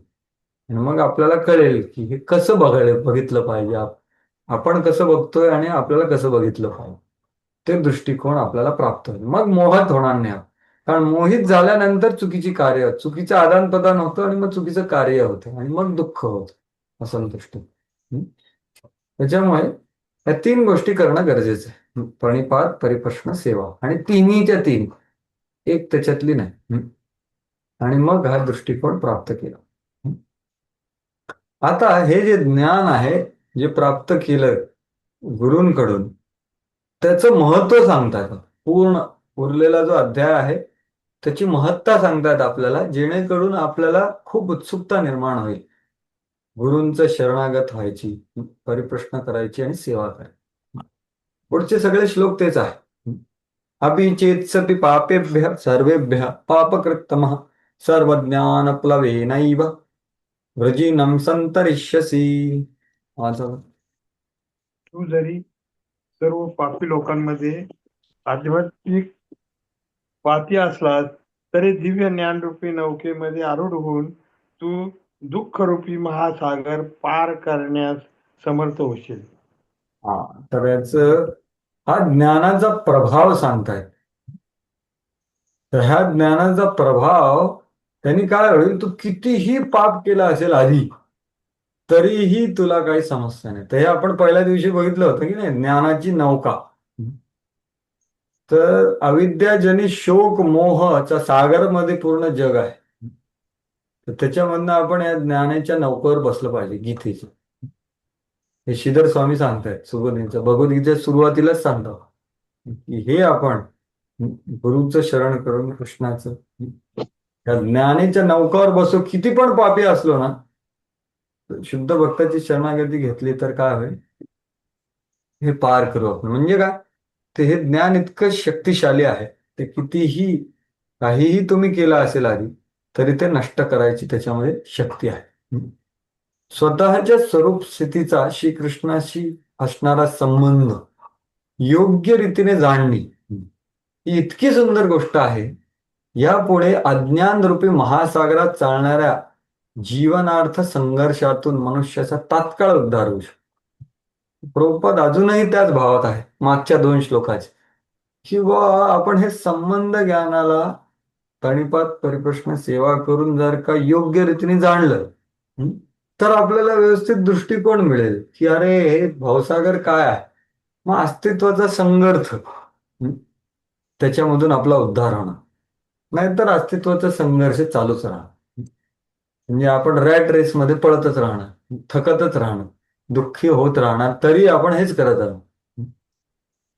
म्हणून हे शरणागत व्हायचं गरज आहे. शरणागत आणि योग्य रीतीने जाणणे, संबंध ज्ञान, स्वतःच्या स्वरूप स्थिती तात्काळ उद्धार होऊ शकतो. की आपण नावेत बसतो, बाजूला खूप मोठ्या मोठ्या लाटा येत आहेत, पण आपण नावेत असल्यामुळे काय लाटेमुळे थोडस हलू आपण, पण तरी जास्त हे नाही येणार, कारण कर्णधार आहेत आपल्याकडे गुरु. आणि वैष्णव तर आहेत, गुरु नुसते नाही आहेत. गुरूंनी वैष्णवांची संघ पण दिलेला आहे आपल्याला. गुरु साधू शास्त्र आणि हरिगुरु वैष्णव यांचं शरणागती आहे. या भौतिक जगाची तुलना अविद्यारूपी महासागर, आता मी तुम्हाला दाखवलं, आणि कधी कधी वणव्याने पेटलेल्या अरण्याशी केलाय ते. एखादा मनुष्य कितीही कुशल पोहणारा असेल ना तरी महासागरामध्ये त्याच्या अस्तित्वासाठी लागणारा संघर्ष खडतरच असतो. अरे मी लय भारी, मी खूप पावसाळे बघितले, मी सगळं करू शकतो. अरे पण काय, मग ते पावसाळे बघण्यासारखी जन्म घेतला का? तसं नाही. कितीही एक्सपर्ट स्विमर आहे तरी त्याला संघर्ष करावाच लागेल अस्तित्वासाठी. नावेत बसून संघर्ष कशाला करतो? कृष्ण भावनामुळे नौका अत्यंत सुगम आहे आणि त्याच्याबरोबर ती उदात्तही आहे. सरळ, सिंपल अँड सबलाईम असं म्हणतात. तर हा सागर जो आहे तो कसला आहे, किंवा जो वणवा जो पेटतो ना, एक झाड आहे दुसरं झाड आहे, ते हवा येते आणि असं होतं आणि वणवा पेटतो. तर ह्या भौतिक पूर्ण जगाला जे आपल्या आजूबाजूला आहे त्याला भवसागर म्हटलं आहे किंवा वणवा म्हटलं. तर हे काय आहे, कशामुळे प्रकट होतं आणि कशामुळे वाढतं?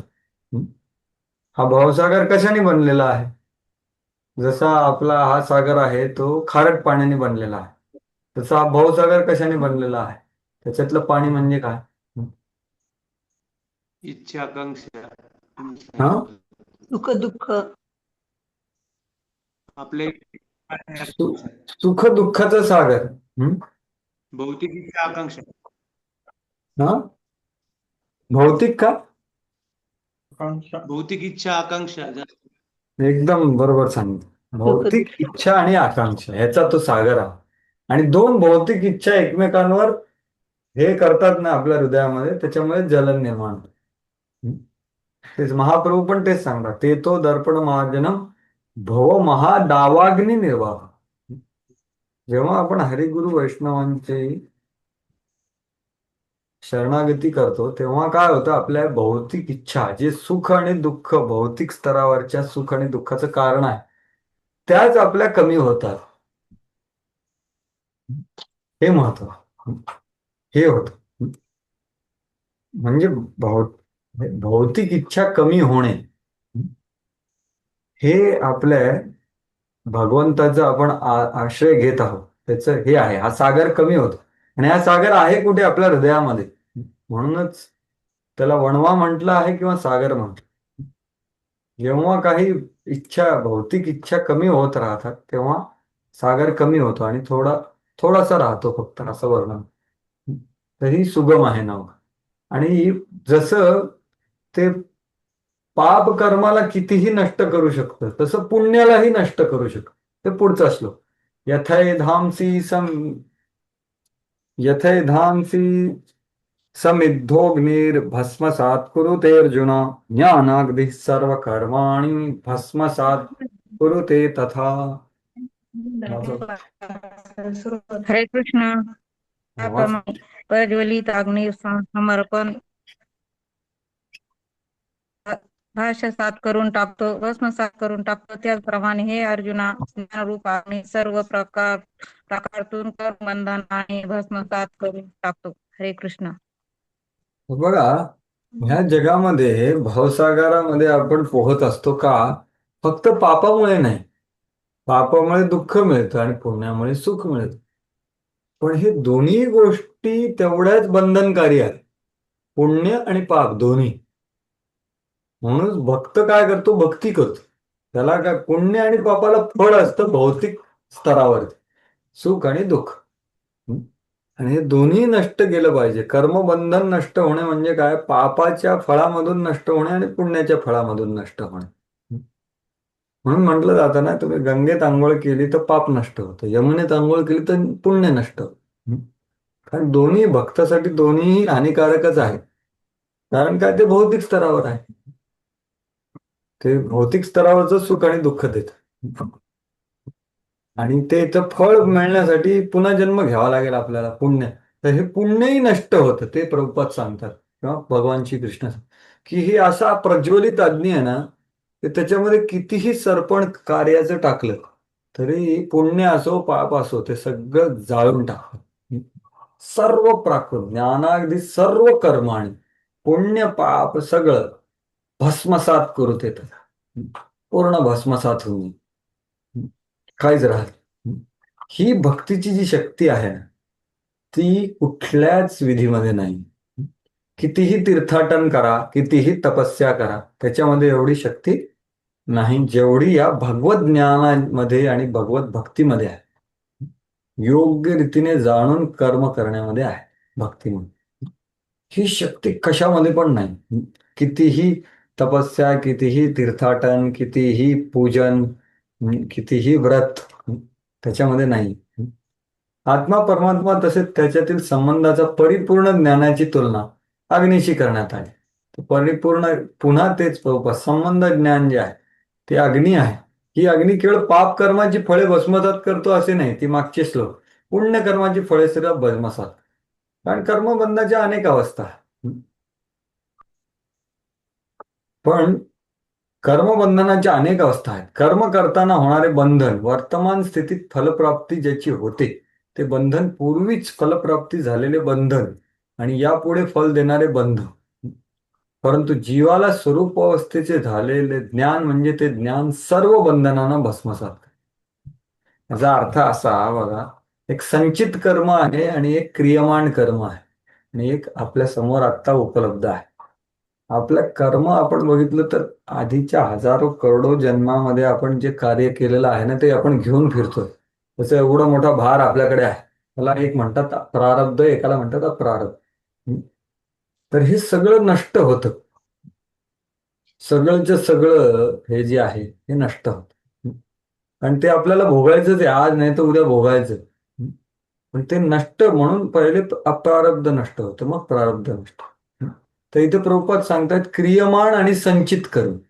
जेव्हा मनुष्य पूर्ण ज्ञानी होतो त्याचं संचित आणि क्रियामाण करण्याची सर्व बंधने भस्मसात होत. संचित आणि क्रियामाण कर्माचं सोपं उदाहरण आहे एक देतात, की बघा, ह्या आपल्या आयुष्यामध्ये आपल्याला काय जे जन्म ऐश्वर श्रुत शिबिर या गोष्टी आपल्याला प्राप्त झाल्या त्या आपण बदलू शकत. जेवढा मिळणार तेवढा मिळणार. पण आपण काय बदलू शकतो, की त्याचा उपयोग कसा करायचा हे आपण बदलू शकतो आणि आपण पुढचं कर्म निर्माण करतो ते. तर आपलं जे आधीचं कर्म आहे ना, ते आपलं बाण, समजा एक बाण मारणारा माणूस आहे तर त्याच्या मागे ह्याला काय म्हणतात, ते बाण ठेवतात त्याला काय म्हणतात माहिती? क्विवर म्हणतात इंग्लिश. काय म्हणतात? हं? पाहता म्हणतात. काय काय बाता बाता भाता म्हणतात त्याला. धाता का, ज्याच्यामधून बाण काढतो आपण त्याला? हं? भाता म्हणतात त्याला. बरं, तो माहित नाही, मला माहित नाही. जे काय आहे ते कळलं का तुम्हाला? इथे खूप सगळे बाण आहे. ते आहे आपलं अप्रारब्ध कर्म. खूप ते जर का आपण घेतलं ते झालं क्रियमाण कर्म.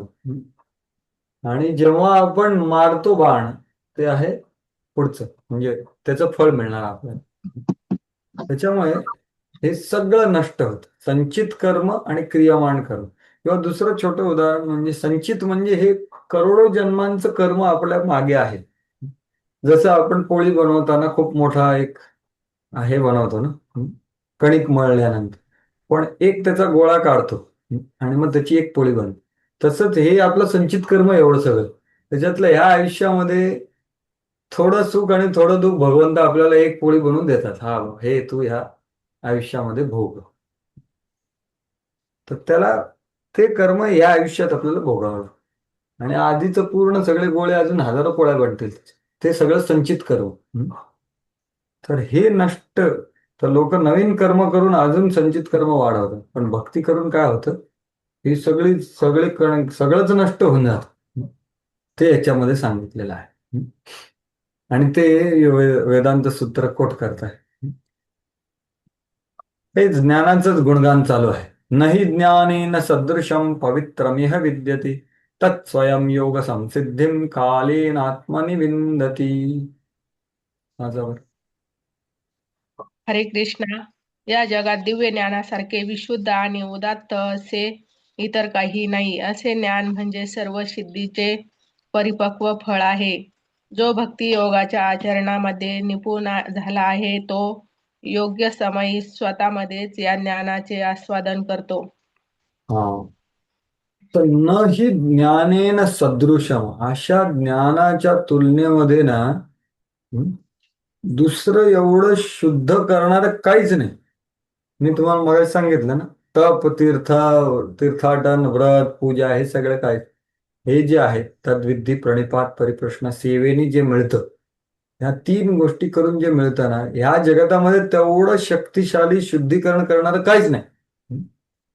आणि हे शुद्धीकरण कधी होतं, जेव्हा बुद्धियोगात भक्तियोगात किंवा निष्काम कर्मयोगामध्ये परिपक्वता येते. म्हणून काय म्हटलंय ते योग संसिद्धी, त्याला परिपक्व होतो माणूस.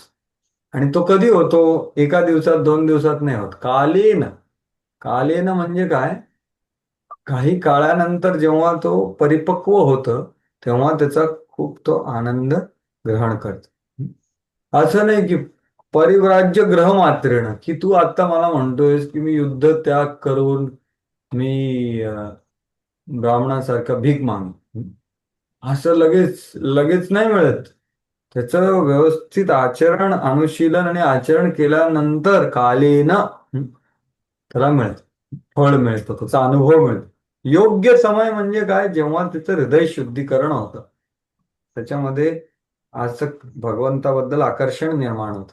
तर हृदय शुद्धीकरण आणि आकर्षण हे दोन्ही बरोबर जातं. जेव्हा आपण योग्य, जो तात्पर्य बघितलं ना आपण, की आपण गुरूंकडून हे भक्ती विज्ञानाचं श्रवण करतो आणि त्याच्यावर विश्वास आणतो. हे विश्वास आणल्यानंतर आपण जे आदेश दिलेले आहेत त्याप्रमाणे कार्यात रुजू होतो. तेव्हा काय होतं, की विधी स्पष्ट होतो आणि प्रोत्साहनकारी होतो आणि योग्य समय आपल्याला पूर्ण ज्ञानाचं आस्वादन मिळतं, असं ते सांगतात. म्हणून दिव्य ज्ञाना इतके विशुद्ध उदात्त असे काहीच नाही. अज्ञान हे आपल्याला बंधनाचं कारण आहे, ज्ञान हे आपल्याला मुक्तीचं कारण आहे.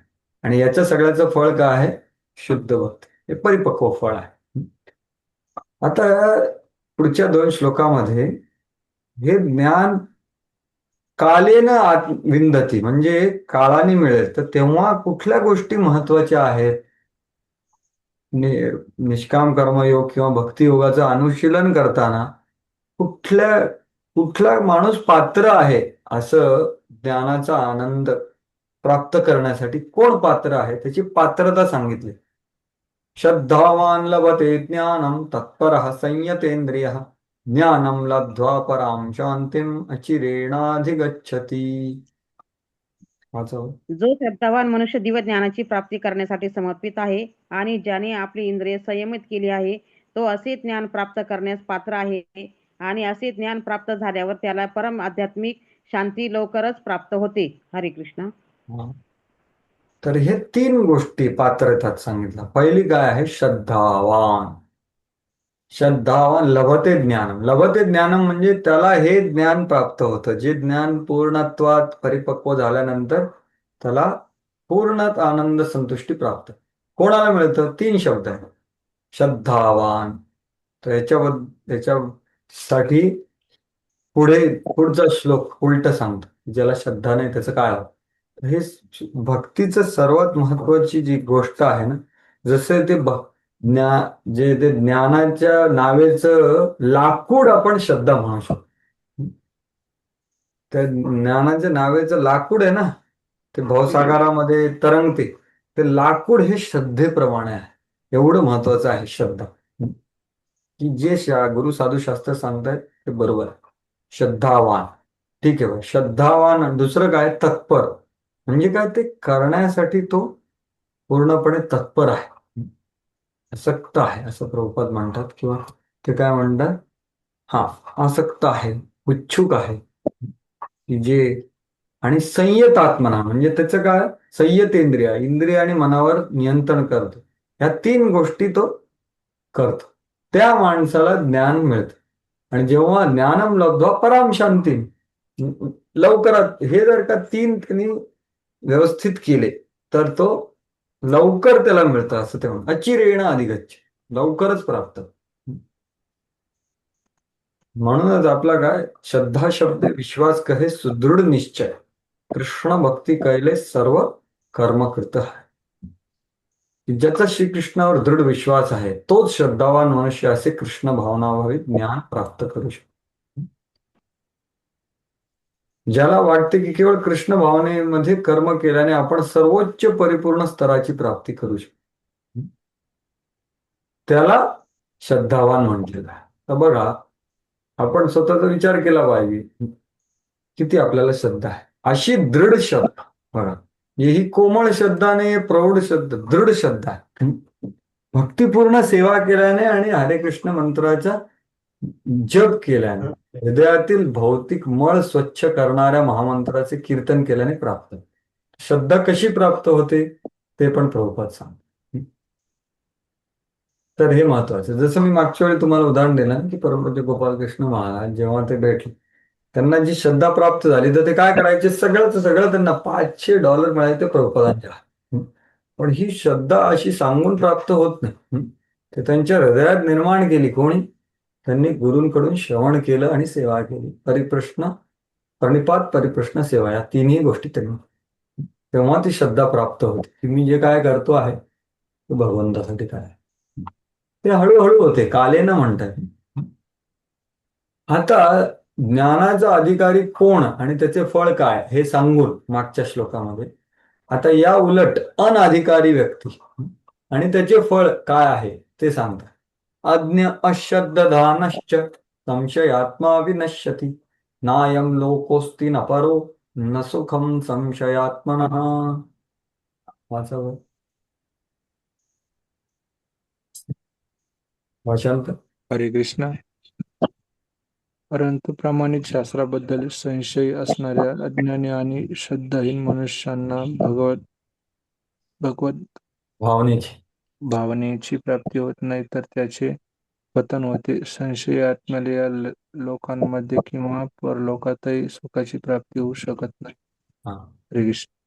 तर बघा, इथे 3 प्रकारच्या लोकांचं वर्णन आहे, अज्ञ, अश्रद्धान आणि संशया. पण या तिघांचा नाश होतो, विनश्यती. आणि त्याच्यामधल्या एकाला स्पेशल म्हटलंय, नायम लोकोस्ति न परो न सुखम संशयात्मा. या तिघांमधला सर्वात दुःखी माणूस कोण आहे, तो आहे संशयात्मा. त्याला ह्या जगातही संशय आहे, म्हणजे आत्ताही दुःख आणि पुढच्या आयुष्यातही दुःख. नायम लोकस्थि न परो, परो म्हणजे पुढचे आयुष्य, पुढील. त्याला संशयात्मा असल्यामुळे त्याला दुःखच दुःख आहे. म्हणूनच आपण चर्चा केली ना, प्रणिपात, परिप्रश्न, सेवा, हे काय करतात, आपले संशय, विपरीत भावना, असंभावना, हे सगळे दोष दूर होतात जेव्हा आपण व्यक्त करू. तर ह्या 3 शब्दाचा अर्थ काय दिलेला बघा. अज्ञ म्हणजे काय, एक पशुप्रमाण आहे, किंवा त्याला शास्त्राचं ज्ञानच नाही. म्हणजे आजकालचे पूर्णपणे भौतिकतावादी, निपट भौतिकतावादी लोक, तेव्हा त्याला शास्त्रच माहित नाही, म्हणजे तो पशुसारखाच जीवन जगतो, तो अज्ञ आहे. अश्रद्धान म्हणजे काय, की त्याला शास्त्राचं ज्ञान आहे, पण तो बघतो विविध वादांमुळे आणि मतभेद आहे, कशावरच तिचा विश्वास नाही. आपण ते वीत राग भया क्रोधा मन्मया माम उपाश्रिता त्या श्लोकात वाचलं ना, की ते भयवाले काय असतात, की ते बरेच संस्थांमध्ये जाऊन बरेच बघतात, अरे सगळे भोंदू लोक आहेत, सगळे गाडवाड करतात, शून्यवाद हेच बरोबर आहे, कुठेच बरोबर काय नाही. तर असे ते विवाद किंवा विविध वादांमुळे मतभेद, कोणी हे म्हणतं कोणी ते म्हणतं. तर हे आध्यात्मिक ज्ञान ग्रहण करणे एवढं सोपं नाही. त्याच्यामुळे ते हे बघून त्याचं काय होतं, अश्रद्धा. ज्ञान आहे शास्त्राचं, पण अश्रद्धावाळा आहे. जसं आपले हिरण्यकशिपू बघा, त्यांनी खूप छान लेक्चर दिलं त्यांच्या आईला आत्मसाक्षात्कार. हिरण्याक्ष मेला ना, अरे नाही, कर्मावर माणूस मरतो, आपण आत्मा आहोत, पुनर्जन्म होतो. त्यांनी छान स्टोरी सांगितली, पण त्याच्यावर श्रद्धा आहे का स्वतःची? नाही. तर अश्रद्धान, शास्त्रज्ञान असूनही विश्वास नाही त्याच्यावर. का? कारण वादविवाद, त्यांनी त्याला जे डाऊट काय, त्यांनी विविध वाद मतभेदांमुळे तो म्हणतो अरे सगळी गडबड आहे. आणि तिसरा हा सर्वात डेंजर माणूस, त्याला शास्त्रज्ञान आहे, त्याला श्रद्धा पण आहे, पण त्याला वाटतं की अरे बा मला सिद्धी प्राप्त होईल का, हा झाला संशयात. त्याला शास्त्रज्ञान पण आहे आणि श्रद्धा पण आहे, त्याचा प्रचारही करतो तो, पण त्याला वाटतं अरे माझं काय होतं, मी सिद्धी प्राप्त करेल का, असा त्याला संशय होतो. तर हा संशय आहे असं बलदेव विद्याभूषण सांगतात. प्रभुपादही तेच सांगतात. तेच तुम्ही बघा, अनेक प्रामाणिक आणि आदर्श शास्त्रापैकी भगवद्गीता ही सर्वोत्तम आहे. तर हे जे ज्ञान कोणाला नसतं ते पशुवत झाले, पहिले अज्ञ. तरी शास्त्राचे ज्ञान असेल तरी संदर्भ देता येत असेल म्हणजे काय, ते प्रचारही करतात, पण त्याची वास्तविक शास्त्रावर श्रद्धा नसते, हा झाला अश्रद्धा झाला. आणि संशयात म्हणजे कृष्णावर विश्वास नाही, असं प्रभुपाद. कृष्णाच्या भक्तीश्वर अशा मनुष्यांना कृष्ण भावनेमध्ये काहीच ज्ञान नसल्यामुळे पतन होते. या तिघांचं पतन होतं. वर सांगितलेल्या सर्व मनुष्यांपैकी जे श्रद्धाहीन आणि संशयी आहेत ते मुळीच प्रगती करू शकत, म्हणजे शास्त्रज्ञान असूनही प्रगती नाही करू शकत. म्हणून श्रद्धा फार गरजेची आहे, विश्वास. म्हणून मनुष्याने श्रद्धापूर्वक शास्त्रामधील विधींचे पालन करून त्या योगे ज्ञानस्तर प्राप्त केला पाहिजे. केवळ हेच ज्ञान त्याला आध्यात्मिक ज्ञानाच्या दिव्य स्तराची प्राप्ती करण्यास सहाय्य ठरेल. ठीक आहे. आता भगवंत त्यांना आदेश देतात की तू काय करायचं आहे. 41 आणि 42 श्लोकामध्ये एवढं सगळं सांगितलं. योग संन्यस्य कर्माणं ज्ञान संचिन्न संशयम आत्मवंतं न कर्माणि निबध्नाति धनंजय. धनंजय, हरे कृष्ण. हा वाच. आपल्या कर्मफलांचा त्याग करून जो भक्तियोग युक्त कर्म करतो आणि दिव्य ज्ञानाद्वारे ज्याचे संशय नष्ट झाले आहेत तोच वास्तविकपणे आत्मस्थित आहे. याप्रमाणे हे धनंजया तो कर्मबंधनांनी बद्ध होत नाही. हा, तर तेच सांगतायत की आता त्याला सगळी स्पष्टता आली ना, तो कितीही कार्य केलं तरी तो कधीही बंधनात पडत नाही. योग संन्यस्य कर्माण म्हणजे काय, त्यांनी भक्तृत्व कर्तृत्वाचा सगळा त्याग करून तो भगवंतासाठी कार्य करतो. कितीही कार्यात लागला तरी त्याला कधी तो न निबंधणार. योग संन्यस्त कर्म ज्ञान संचिन्न संशय म्हणजे काय, त्याला काही संशय राहिला नाही. संशयातना विनश्यती सांगितलं की नाही, ह्या संशयाला कापून काढले त्याने पूर्ण. कशाने? त्या भगवंताच्या आध्यात्मिक ज्ञान, त्याला कधीही बंधन पडणार नाही. साक्षात भगवंतानी जशी आहे तशी प्रदान केल्या भगवद्गीतेतील उपदेशांचे जो पालन करतो तो दिव्य ज्ञानाच्या कृपेमुळे सर्व प्रकारच्या संशयातून मुक्त होतो. म्हणून उपदेशांचे पालन करण्यासाठी आधी आपण त्यांना समजलं पाहिजे, त्याचीच आपण चर्चा करतो. आणि हे शेवटचं असतो. तस्मात् अज्ञान संभूतम हृदस्थम ज्ञासिनात्मनः चिन्तयनं संशयं योगम आतिष्ठ भारत.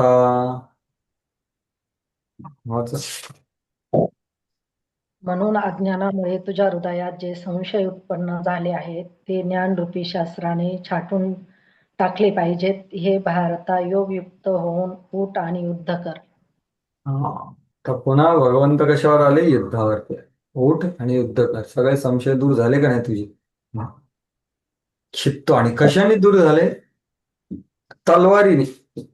आध्यात्मिक ज्ञान रूपी, भक्तिमय ज्ञान रूपी तलवारी छाटून टाकल्या. अज्ञान संबोधन. संशय निर्माण का होतात? अज्ञानात. म्हणून अविद्या काम करणं, अज्ञानाने सगळं सुरू होतं.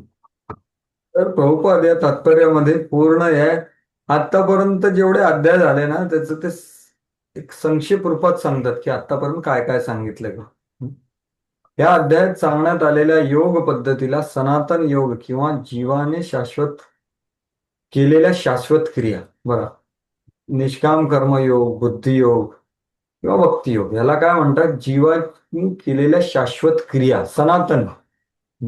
तर यज्ञ कर्माचे दोन विभाग आहेत, ते आपण बघितलं ना, द्रव्य यज्ञ आणि ज्ञान यज्ञ. ज्ञान यज्ञ म्हणजे विशुद्ध आध्यात्मिक यज्ञ. जर का द्रव्य यज्ञ हे आपण बघितलं तारतम्यामध्ये, बरोबर की? द्रव्य यज्ञ जर का आध्यात्मिक ज्ञान प्राप्तीसाठी नसेल तर तो भौतिकच राहतो. परंतु मनुष्य असा यज्ञ आध्यात्मिक उद्दिष्ट प्राप्त करण्यासाठी करतो तेव्हा भक्तिपूर्ण सेवेमध्ये तो करतो, तो परिपूर्ण करतो. हे झालं. आता काय? आता ह्या आध्यात्मिक क्रियांमध्ये दोन प्रकार. एक काय आहे? आत्मसाक्षात्कार किंवा आत्मज्ञान, आणि दुसरं आहे परमात्मा ज्ञान किंवा भगवत ज्ञान. जो मनुष्य भगवद्गीतेच्या यथार्थ मार्गाचे अनुसरण करतो तो सहजपणे आध्यात्मिक ज्ञानाच्या दोन महत्वपूर्ण विभागांचे ज्ञान प्राप्त करतो. एवढं ज्ञान ज्ञान ज्ञान ज्ञानाची चर्चा झाली. आता ते कुठलं आहे? हे दोन्ही प्रकारचं, भगवत ज्ञान आणि जीवा आत्मज्ञान, दोन्ही प्रकार. यथार्थ भगवद्गीता ग्रहण. तर हे प्रभुपाद तेच सांगतो मी तुम्हाला, हे सगळ्या पूर्ण अध्यायाचं, या अध्यायाच्या आरंभी भगवंतानी दिव्य कर्माचं वर्णन केलं. जो गीतेचा उपदेश जाणू शकत नाही तो श्रद्धाही नाही, आणि भगवंतांनी दिलेला आंशिक स्वातंत्र्याचा दुरुपयोग करीत आहे हे जाणलं पाहिजे.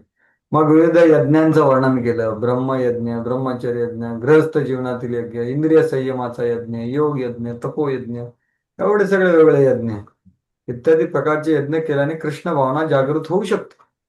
या सर्वांना यज्ञ म्हटले जाते, आणि हे सर्व यज्ञ नियमित कर्मावर आधारित आहे. पण या सर्व क्रियांमध्ये आत्मसाक्षात्कार ही महत्वाची बाब आहे. जो ह्या उद्दिष्टाची प्राप्ती करण्याचा प्रयत्न करीत आहे, म्हणजे तो आत्मसाक्षात्कार, भगवत साक्षात्काराबद्दल विचार करतो, तोच भगवद्गीतेचा खरा विद्यार्थी किंवा शिष्य, real student of Bhagavad Gita, Prabhupada म्हणतात.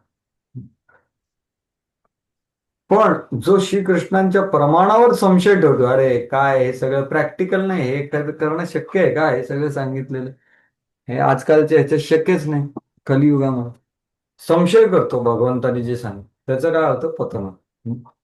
म्हणून काय केलं पाहिजे? आपण श्रद्धेने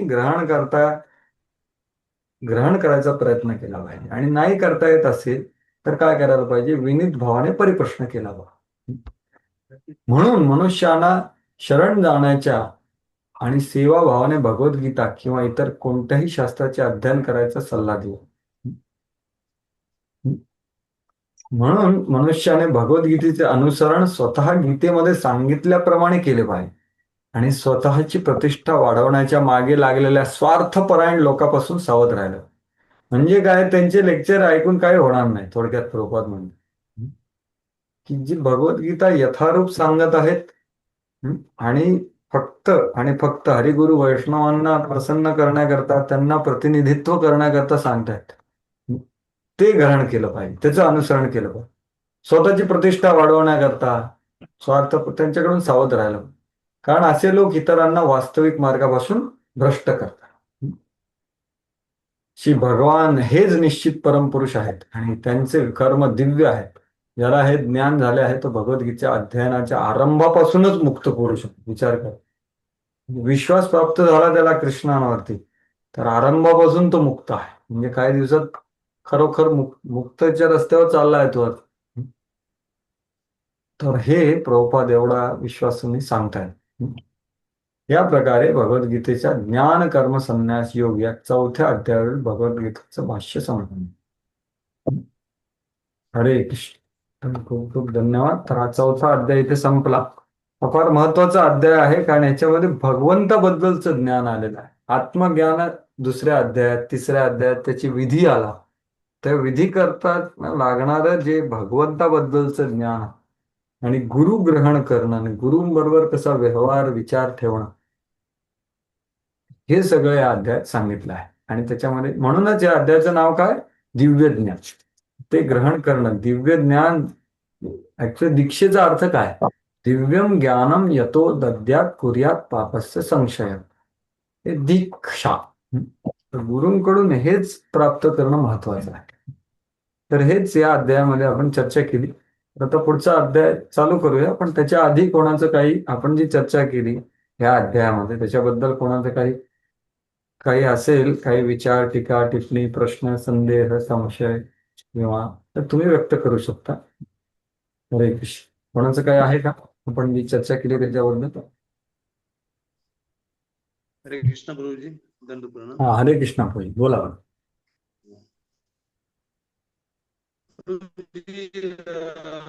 तुम्ही सांगितलं ते भक्ती मार्गाने संचित आणि क्रियामान कर्म नष्ट होतं. हरे कृष्ण. हा हा, संचित आणि क्रियामान कर्म, बरोबर. आणि प्रारब्ध कर्माचं काय पाहिजे? प्रारब्ध कर्म ऍक्च्युली तेच सांगतो ना, आता जे आपल्याला प्राप्त झालंय ना ते प्रारब्ध आहे. आता जो जन्म झाला, ज्या फॅमिलीमध्ये जन्म झाला, जी आपल्याला बुद्धीचा स्तर आहे, जन्म ऐश्वर्य आहे. आणि काय?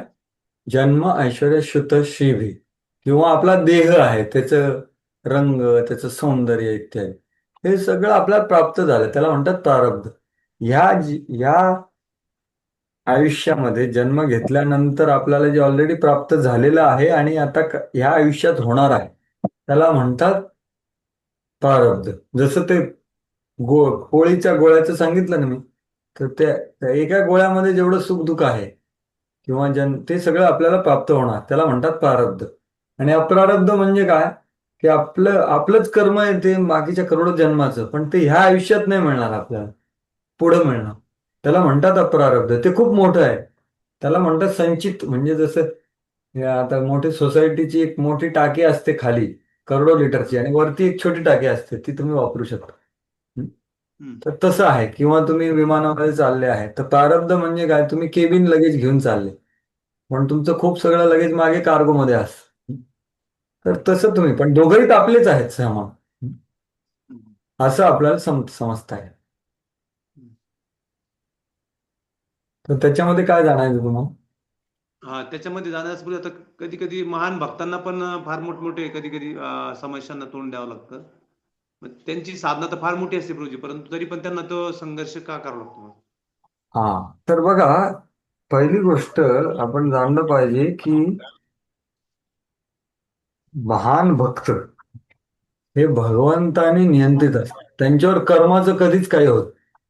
महान भक्त काय प्रभूजी? जो माणूस गंभीर भक्त आहे त्याचं पण कर्म नष्ट होत. ऍक्च्युली महान भक्ताचं काय सोडूनच द्या तुम्ही.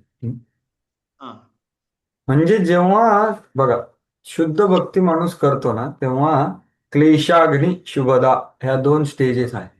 तुम्ही पुढे शिकाल भक्ती सामर्थ्य सिंधू. तर पहिली गोष्ट हे सगळं नष्ट होऊन जात आहे. विशेष करून आपण म्हणतो ना, दीक्षेचं मी सांगितलं ना तुम्हाला, दिव्यम ज्ञानम यतो दद्यात कुर्यात पापाचं संशयम. तर दीक्षा प्राप्त केल्यानंतरही आपलं हे कर्म नष्ट होणं चालू झालेलं आहे ऑलरेडी. जेवढं आपण गंभीरताने शरणागत होऊ तेवढं पूर्णपणे कर्म नष्ट होऊ शकतं. मग महान भक्ताचे कर्माचे फळ कधीच त्यांना प्राप्त होत नाही. त्याचं प्रयोजन वेगळं असतं. ते काय असतं? ते भगवंत आणि त्यांच्यामध्ये आहे, कारण ते कधी त्यांनी विचलित होत नाही, म्हणूनच ते महान. विचलित होत असतील तर ते महान भक्त नाही. कळत आहे ना? म्हणजे जसं आता परमपूज्य जयपताक स्वामी महाराज बघा तुम्ही, त्यांचं काय परिस्थिती आहे, गेल्या 2009 पासून बघतोय, पण त्याच्यामध्ये काय तस ना मस्त काय संबंध पण नाही त्यांचा. त्याच्यामुळे हे आहे की म्हणून भक्तीमध्ये आल्यानंतर, गंभीरतेने भक्ती केल्यानंतर आचार्य आपल्याला काय सांगतात, विश्वनाथ की आपल्याला सुखदुःख जे मिळतं ना प्रभूजी, ते सुख मिळतं आपण भक्ती कार्य व्यवस्थित केल्यामुळे, आणि दुःख मिळतं आपण अपराध केल्यामुळे. कर्माने मिळतं आपण असं म्हणू शकत नाही. कर्म आपण जेवढं भगवंताचं शरणागत व्हायला जाऊ तेवढं आपलं कर्म नष्ट होतं. आता कोणाचं किती झालं ते पूर्णपणे त्याच्या चेतने आणि त्याच्या भक्ती कसं करतोय त्याच्यानुसार अवलंबून आहे, की त्याचं कर्म किती आहे आणि भगवंत काय करतात. त्याच्यामुळे गहना कर्मणो गती असं म्हटलेलं आहे ह्याच अध्यायामध्ये आपण बघितलं की, पण त्याची आपण सिद्धांत जाणू शकतो, पण एखाद्या माणसाच्या हाती एक्झॅक्टली काय झालं हे आपण कधीच जाणू शकत नाही. पण तुम्ही म्हटलं महान भक्त, तर त्यांचं काही कर्माचा संबंध नसतो. त्याचे बरेच प्रयोजन असतात. भगवंतांना दाखवायचं असतं की कसे बघा माझे भक्त कसे त्याला सहन करतात आणि माझी सेवा करतात, त्यांचा त्याच्यावर प्रभाव पडत नाही, किंवा शिष्यांना त्यांना सेवा करण्याचा मौका मिळतो. बरेच बरेच काय काय कारण असू शकतात. ठीक आहे. अजून कोणाचं काय आहे किंवा अजून काय आहे आज जी चर्चा केली त्याच्याबद्दल, ह्या अध्यायाबद्दल? हरे कृष्ण प्रभूजी. हा बोला मग. तुम्ही एक उदाहरण दिलं का गंगेत स्नान केलं तर पापाचा नाश होतो, आणि बरोबर. यमुनेत स्नान केलं तर पापच होतं. तर नेमकं काय सांगितलं तुम्ही ते? हो, पुण्य नाश होता मी सांगेन, असं पाप होतात नाही असं सांगेन. तुम्ही बरोबर नाही ऐकलं. मी काय मला म्हणतो, ते हे पुण्य काय नाश नेमकं? होतो. पुण्य नाश होतो, पुण्य. म्हणून यमुना जास्त श्रेष्ठ, कारण पुण्य असं आणि पाप हे दोन्ही बंधनकारक आहे भक्तासाठी ना, म्हणून. माझ्या आई. गंगेत स्नान केलं, गंगार पारश्य होईले पाश्चात्य पावन, दर्शने पवित्र करू येतो मारे गुण. तर वैष्णव तर दर्शनानेच पवित्र करतो, गंगेत आंघोळ करायला आपल्याला एवढं दूर जावं लागतं. पण यमुना काय करते, ती पुण्याला नष्ट करते. आपण बघितलं ना, हे जे ज्ञान आहे ते पुण्यालाही नष्ट करते. कारण काय, ते बंधन कारण आहे ना, बंधनाचं कारण. भगवंताच्या प्राप्तीमध्ये ते एक अडथळा आहे. ठीक. पाप होतं असं नाही, पाप नाही. ऍक्च्युली यमुनेमध्ये राहिलेले शौबरी मुनींनी अपराध झाला तरी त्यांचा उद्धार झाला. यमुनेमध्ये राहत होते, तपस्या करत होते, त्यांनी गरुडाचा अपराध केला, एवढा श्रेष्ठ भगवंताच्या सेवकाचा अपराध केला, तरीही त्यांचा उद्धार झाला शेवटी. कारण काय, ते यमुनेचा प्रभाव. ला अपराधाचं फळ मिळालं, थोडे ते विचलित झाले, पण पुन्हा शेवटी भक्ती प्राप्ती केली. यमुना आणि वृंदावनाचं हे खूप शक्ती आहे त्याच्या. अजून कोणाचं काय आहे आज जी चर्चा केली त्याच्याबद्दल? फार महत्वाचं आहे मागचं पण आणि आजचं पण, की कारण हे सगळं आपल्या दैनंदिन क्रियाशीलतेबद्दल आहे, आपल्या उपजीविकेचं कार्य, त्याची चेतना, त्याचं समज, आणि कसं करायचं आणि का मार्गदर्शन घ्यायचं, हे सगळं आपण चर्चा केली. ठीक आहे, तर पुढचा अध्याय आता सुरुवात करू आपण. अध्याय नंबर 5. त्याचं पुन्हा आता तुम्ही बघा, त्याचं प्रभुपादांनी शीर्षक काय दिलेलं आहे पुन्हा. तिसऱ्या अध्यायाचं नाव आहे कर्मयोग. 5व्या अध्यायाचं नाव काय आहे मराठीमध्ये, सांगा बरं तुम्ही. कर्मसन्यास योग. कृष्ण भावना वैदिक कर्म. हा, आता वेगळं दिलंय. इंग्रजीमध्ये काय आहे, कर्मयोग ऍक्शन इन कृष्णा कॉन्शियस, म्हणजे कृष्ण भावना भावित कर्म. कर्मसन्यास योग हे शंकराचार्यांनी किंवा इतरांनी दिलेलं नाव आहे, तेही बरोबर आहे, काय प्रश्न नाही त्याच्यामध्ये. पण प्रभुपादांनी जे दिलेलं आहे ते, जे ब्रॅकेटमध्ये दिलेलं आहे मराठीमध्ये. तर या अध्यायाची कारिका आणि त्याचे श्लोक पहिले बघू, की याच्यात काय सांगितलेलं आहे पूर्ण भगवद्गीतेच्या संदर्भामध्ये. आतापर्यंत आपण काय चर्चा केली आणि पुढे काय आहे. अध्याय नंबर 5. तर याची कारिका अशी आहे, कोणीतरी हे वाचा बरं पहिले, 5व्या अध्यायात एवढं वाचा.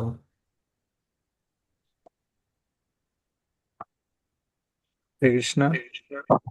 वाचा. 5व्या अध्यायात भगवान स्पष्ट करतात की कर्म हे ज्ञानापेक्षा श्रेष्ठ आहे, कारण ते ज्ञानाला बळकट करते आणि समदृष्टीने पाहण्यासारख्या गुणासह परमात्म्याच्या ज्ञानाचे स्पष्टीकरण देते. 5व्या अध्यायामध्ये काय स्पष्ट केले आहे? प्रोक्तम ज्ञानादपि श्रेष्ठम कर्म तद्दार्ढ्य सिद्धये. किंवा जसे दोन रस्ते आहेत ना, एक आहे कर्मयोग, एक आहे ज्ञान. तर कर्मयोग ज्ञानयोगापेक्षा श्रेष्ठ आहे. श्रेष्ठम कर्म का, तर दाढ्यम सिद्ध आहे, किंवा ज्ञान दृढ करण्यासाठी कर्म श्रेष्ठ आहे, कारण ते ज्ञानाला बळकट करते. आणि पुढे काय सांगितलंय? तत्पदार्थस्य ज्ञानम साम्याद्या अपि पंचमी. की असं साम्य बुद्धी ज्याच्यामध्ये निर्माण होते, हा जो कर्मयोग करून त्या गुणांसह परमात्मा ज्ञानाचं तत्पदार्थ ज्ञान म्हणजे काय? परमार्थ ज्ञान. त्वम पदार्थ म्हणजे आपलं आत्मज्ञान. तर परमात्म्याच्या ज्ञानाचं पण स्पष्टीकरण आहे. परमात्म्याचं ज्ञान झाल्यानंतर भगवंतानं आत्ताचं गुरुचा जो सेक्शन होता आत्ताचा 34व्यापासून पुढचा, तो कशाबद्दल होता? तो सगळं परमात्मा किंवा भगवंताच्या ज्ञानाबद्दल. तर त्याचा साक्षात्कार कसा होईल ते पण ह्या अध्यायामध्ये दिलेलं आहे, स्पष्टीकरण. तर हे त्याची कारिका आहे. पहिल्या 7 श्लोकामध्ये काय आहे की अर्जुन प्रश्न विचारतो परत, किंवा एक गोष्ट मला सांगा तुम्ही. तर भगवंत त्याला उत्तर देतात की नैष्कर्म्य म्हणजे निष्काम कर्मयोग, बुद्धियोग, भक्तियोग हे कर्म संन्यासाचे समान आहे. म्हणजे दोन्ही समान आहेत, पण त्यापेक्षा सोपे आणि सुरक्षित आहे. म्हणजे कर्मयोग जास्त सुरक्षित आहे. ते कसं करायचं? 8 ते 13 त्याचं वर्णन आहे. त्या जो माणूस त्याच्यामध्ये लागतो त्याचं चिंतन कसं असतं, 8 ते 13 मध्ये त्याचं वर्णन. 14 ते 16 मध्ये काय, कर्तृत्व खरं कोण आहे? 3 कर्ते कसे आहेत? आत्मा इच्छा करतो, भौतिक परमात्मा त्याला अनुमती देतो, आणि भौतिक प्रकृती त्याला फॅसिलिटेट करतो. हे 3 कर्ते आहेत. त्याचं ज्ञान, संबंध ज्ञान. आणि 17 ते 26 हे ज्ञान आचरणात आणून मनुष्याने परमात्म्यामध्ये मुक्ती कशी प्राप्त करतो तो. आणि शांतीसूत्र, ज्ञानयोग, ध्यानयोग आणि शांतीसूत्र. तर ध्यानयोग हे पुढच्या 6व्या अध्यायाचं जे बीज आहे ते इथे दिलेलं आहे 2 श्लोकांमध्ये.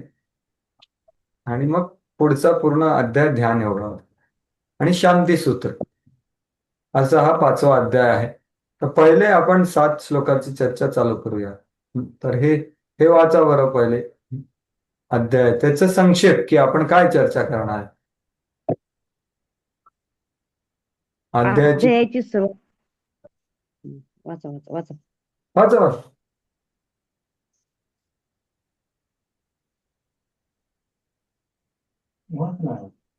हरे कृष्ण. वाचा, कोणीतरी वाचा. अध्यायाची सुरुवात. काय अध्यायाची सुरुवात अर्जुनाच्या एका प्रश्नाने होती की दोन्हीपैकी कोणते सरस आहेत, कर्माचा त्याग करणे ज्ञानयोग की आसक्तीशिवाय कर्म करणे कर्मयोग. कृष्ण उत्तर देतात की कर्मयोग श्रेष्ठ, सोपा आणि सुरक्षित आहेत. जरी दोन्हीमुळे आत्मज्ञानाचा सर्वोच्च लाभ मिळतो, त्यापैकी एकाचेच पूर्णपणे आचरण केल्यास दोन्हीचे फळ मिळते, आणि जो या दोन्ही गोष्टींना एकच मानतो तोच खरा पाहतो. तर अज्ञानी लोक त्यांना भिन्न समजतात. कृष्ण या भागाचा शेवट असे सांगून करतात की इंद्रिय, मन आणि शुद्ध बुद्धी नियंत्रणात असल्यामुळे निष्कर्मी योगी सर्व आनंददायी कर्म करूनही त्यात लिप्त होत नाहीत. ठीक आता आहे. कृष्ण अशा पद्धतीने बस. हे 1 ते 7 श्लोकामध्ये याची आज आपण चर्चा करणार. तर त्याच्यामध्ये आपण चाललो आहे. अध्याय नंबर 5. तर पहिल्या श्लोकामध्ये त्यांचा प्रश्न आहे. अध्याय 5वा, कर्म संन्यास योग.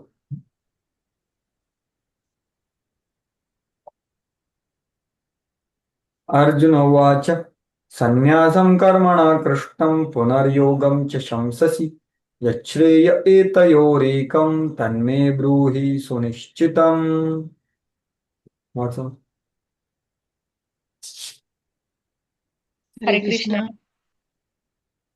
वाचा वाचा लवकर वाचा.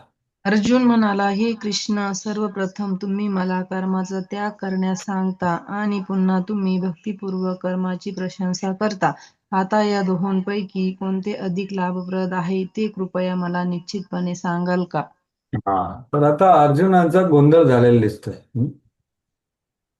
की मागच्या अध्यायाचा जो 42 कुठला योग संन्यास्य कर्माण 41वा जो श्लोक आहे तो ऐकून अर्जुनाला वाटलं की बा मला सगळं कर्म त्याग करायचं आणि ज्ञान प्राप्ती करायची. म्हणून तो हा प्रश्न विचारतो की तुम्ही मला कर्माचा त्याग करायला सांगता आणि पुन्हा शेवटी काय म्हटलं, उठून लढ, कर्माची प्रशंसा करता. आता दोघांपैकी मी काय करू, तर हे निश्चितपणे सांगा. तर प्रभुपाद पण या अध्यायाचं हे सांगतात, काय म्हणतात तर संक्षेप. भगवद्गीतेच्या 5व्या अध्यायामध्ये भगवंत सांगतात की भक्तिभावित कर्म हे मानसिक तर्कवादापेक्षा अधिक चांगला आहे. भक्ती मार्ग हा सूक्ष्म तर्कवादापेक्षा अधिक सोपा आहे, कारण भक्ती दिव्य स्वरूप असल्यामुळे ती मनुष्याच्या कर्मबंधनापासून मुक्त करते. तर दुसऱ्या, तिसऱ्या, चौथ्या अध्यायात काय काय झालंय ते पूर्ण वर्णन आहे. तरी चौथ्या अध्यायाच्या शेवटी शेवटी म्हणजे 41व्या श्लोकामध्ये भगवंत काय सांगतात, योग संन्यास्य कर्माणम. अर्जुनाला ज्ञानयुक्त होऊन जागृत होण्याचा आणि युद्ध करण्याचा सल्ला देतो. म्हणून भक्तियुक्त कर्म आणि ज्ञानयुक्त अकर्म या दोहोर एकाच वेळी जोर देऊन श्रीकृष्णाने अर्जुनाला गोंधळात टाकले आणि त्यांचा निश्चय दळमळीत केला. भगवंताने असं सांगितलं नाही, त्यांनी चुकीचं समज आला म्हणून तो संशय, त्याला ऐकलं ना आता, संशयात्मा विनश्यते, म्हणून ते स्पष्टीकरण मागतायत. आतमध्ये गोंधळ झाला तो व्यक्त करतायत. अर्जुना वाटतं की अरे भक्तियुक्त कर्म करायचं का ज्ञानयुक्त काहीच करायचं नाही. म्हणून अर्जुनाचं काय गोंधळ आहे, ज्ञानयुक्त कर्म बंधनकारक होत नाही आणि म्हणून ते कर्म अकर्मपणाने आहे हे त्याला समजलेले दिसत नाही. किंवा जेव्हा माणूस व्यवस्थित समजून भक्तृत्व कर्तृत्वाचा त्याग करून हरिगुरु वैष्णवाच्या प्रसन्नतेसाठी कार्य करतो, त्याला त्याला काही फळ मिळत नाही ना भौतिक स्तरावरती, ते अकर्माप्रमाणेच आहे हे त्याला कळलेलं नाही. म्हणून आपण कर्म थांबवावे की ज्ञानयुक्त होऊन कर्म करावे यासाठी हा प्रश्न विचारलेला आहे. श्री भगवान वाच संन्यास कर्मयोगश्च निःश्रेयस करावुभौ तयोस्तु कर्म संन्यासात कर्मयोगो विशिष्यते.